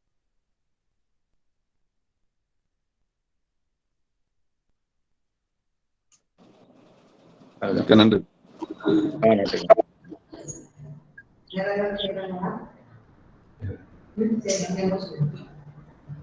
சார் முடிச்சுக்கலாங்களாங்க சார்? நன்றிங்க சார். பாலினம் என்பது ஒரு சமூக வரையறை என்பதை பெண்ணுடலின் நீட்சியாக ஆணுடல் தோன்றியது என்பதையும் உயிரியல் கோட்பாட்டின் அடிப்படையில் தொடங்கி பெண் குடும்ப வெளியிலும் ஆண் அதிகார வெளியிலும் இருந்ததை மிக அருமையாக எடுத்து கூறினார். திணை கோட்பாட்டில் பால்நிலை சார்ந்த அதிகாரம், ஆண் அதிகாரம் இருப்பதை மட்டுமல்ல, சங்ககாலம் முதல் பக்தி காலத்திலும் சிற்றிலக்கிய காலத்திலும் நவீன இலக்கிய காலத்திலும் பெண்ணின் இடமும் ஆணின் இடமும் எவ்வாறெல்லாம் இருந்தது என்பதை மிகவும் அருமையாக எடுத்து கூறினார். நான் கூட தொடக்கத்துல சொல்லும் போது பெண் எழுத்தாளர்களை மட்டுமே சொன்னேன். நான் ஒரு தவறாக புரிஞ்சுக்கிட்டேன். ஐயா வந்து பெண் எழுத்தாளர்களின் கவிதைகள்ல இருந்து பெண்ணின் பாலினம் இடம் என்ன அப்படின்னு பேசுவாங்கன்னு நினைச்சிட்டு நான் தவறா பெண் கவிஞர்களை மட்டுமே நான் லிஸ்ட் அவுட் பண்ணேன். ஆனா வானம்பாடி இயக்கத்துல இருந்து எழுத்து இயக்கம் முதலாக எல்லா கவிஞர்களுடைய கவிதைகள்ல இருந்துமே ஐயா தொட்டு காட்டிய விதம் வந்து மிகவும் அருமையாக இருந்தது. அதாவது அந்த வானம்பாடி இயக்கத்திலையும் சரி, எழுத்து இயக்கத்திலும் சரி, நிலமானிய எழுத்து நீட்சி தான் எல்லாமே. அந்த எழுத்து நீட்சியாகவே பெண் குரல்கள் எடுத்துக்காட்டப்பட்டன அப்படின்றத ரொம்ப அருமையாவே எடுத்து சொன்னாரு. அது மட்டும் இல்ல, அந்த துருப்பிடித்த கம்பிகளின் திரைச்சீலை பத்தி சொல்லும்போது எனக்கு நான் இளங்கலை படிக்கக்கூடிய காலத்துல எனக்கு வகுப்படுத்த ஒரு ஆசிரியர் எங்கள்கிட்ட இதே மாதிரி ஒரு கேள்வி கேட்டாரு. எங்க வகுப்புல துருப்பிடித்த என் வீட்டு ஜன்னலின் கம்பிகள் துருப்பிடித்திருக்கின்றன ஏன் அப்படின்னு ஒரு வார காலமா எங்களால பதில் சொல்லவே முடியல. தினம் வரும்போதெல்லாம் கேட்பாரு. அதுக்கப்புறம் தான் தெரிஞ்சிச்சு அந்த 80-90கள் நீங்க சொன்ன மாதிரி அந்த 80-90கள் காலகட்டங்கள் எல்லாம் பார்த்தா வரதட்சணை அப்படின்றது ஒரு பெரிய ஒரு சமூக கொடுமையா தலைவிரிச்சு ஆடிட்டு இருந்த ஒரு காலகட்டம். அந்த காலகட்டங்கள்ல வரதட்சணை கொடுமையால நிறைய முதிர்கன்னிகள் இருந்தாங்க. அந்த முதிர்கன்னிகள் அப்படின்னும் போது அவங்களுடைய என்ன செய்வாங்க, அந்த ஜன்னல் கம்பிகளை பிடிச்சு அவங்க அப்படியே அவங்க சிந்திச்சு அவங்க விட்ட அந்த கண்ணீர் துளிகள்னால அந்த கம்பிகள் வந்து துருப்பிடிச்சு போய் இருந்துச்சு அப்படின்றத அவரு வந்து எங்களுக்கு எடுத்து சொன்னார். அதுக்கப்புறம் தான் நாங்க அதை பத்தியே ரொம்ப சிந்திக்க ஆரம்பிச்சோம். நீங்க சொன்னதும் அது சரியாக தான் இருந்துச்சு. அந்த காலகட்டங்கள்ல அந்த நிலைகள் எல்லாம் மாறி அடுத்த நவீன காலகட்டத்திற்கு வரும்போது இப்ப 2000க்கு பிறகு பார்க்கும்போது அந்த பெண் எழுத்தாளர்கள் எல்லாமே அந்த பெண்ணிய குரல்கள் அவர்களுடைய அந்த படைப்புகள் மூலமாக மிக அருமையாக ஒழித்து கொண்டிருக்கிறது அப்படின்றத ஐயா எல்லா வகையான சிந்தனைகள் மூலம், சாதிய சிந்தனையாக இருந்தாலும் சரி, பாலின சிந்தனையாக இருந்தாலும் சரி, மார்க்சிய சிந்தனைகளாக இருந்தாலும் சரி, அனைத்து படைப்புகளிலுமே அந்த பாலினத்தின் இடம் எவ்வாறு ஒலிக்கிறது என்பதை ரொம்பவே அருமையா எடுத்து சொன்னீங்க. ஐயா அவர்களுக்கு இந்த கருத்தரங்கத்தின் சார்பாகவும் என் துறையின் சார்பாகவும் இந்த இணையத்தில் இணைந்திருக்கும் அனைவருடைய சார்பாகவும் நான் நன்றியை தெரிவித்துக் கொண்டு முறையாக நன்றி கூற எம் துறை ஆய்வாளர் நண்பர் பவுன்ராஜ் அவர்களை அன்புடன் அழைக்கிறேன்.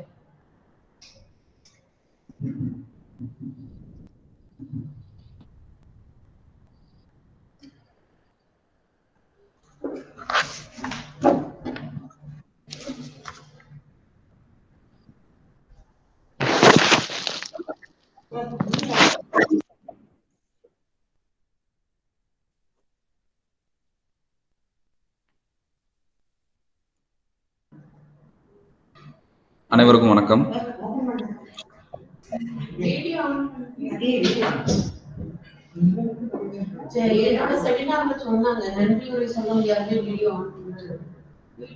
அனைவருக்கும் வணக்கம்.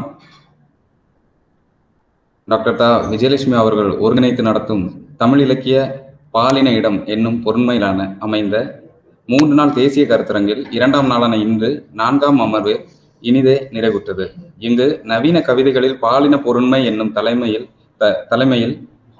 தலைப்பில் அரிய பல கருத்துக்களை நமக்கு வாரி வழங்கி மிக சிறப்பாக உரையாற்றிய டாக்டர் பிரவீன்குமார் அவர்களுக்கு தமிழ்துறை கேரள பல்கலைக்கழக தமிழ்துறை சார்பிலும் கருத்தரங்க குழு சார்பிலும் மனமார்ந்த நன்றியை தெரிவித்துக் கொள்கிறோம். மட்டுமல்லாது இந்த கருத்தரங்கத்தை ஒருங்கிணைத்து நடத்தி கொண்டிருக்கும் டாக்டர் தா விஜயலட்சுமி அவர்களுக்கும் மற்றும் தலைமை தாங்கி நடத்தி கொண்டிருக்கும் துறைத் தலைவர் அவர்களுக்கும்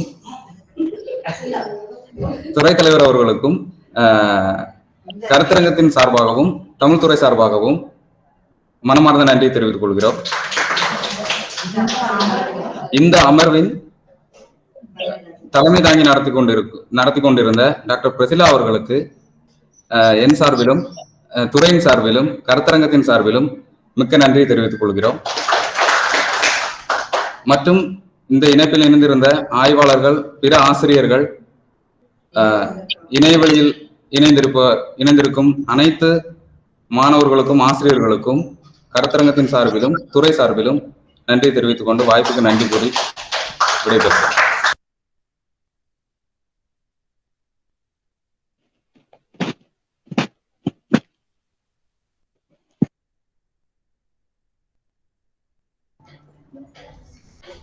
இதோடு இந்த அமர்வு நிறைவு பெறுகிறது. மீண்டும் நாளை காலை ஒரு புதிய அமர்வில் 11 மணிக்கு சந்திப்போம். நன்றி, வணக்கம்.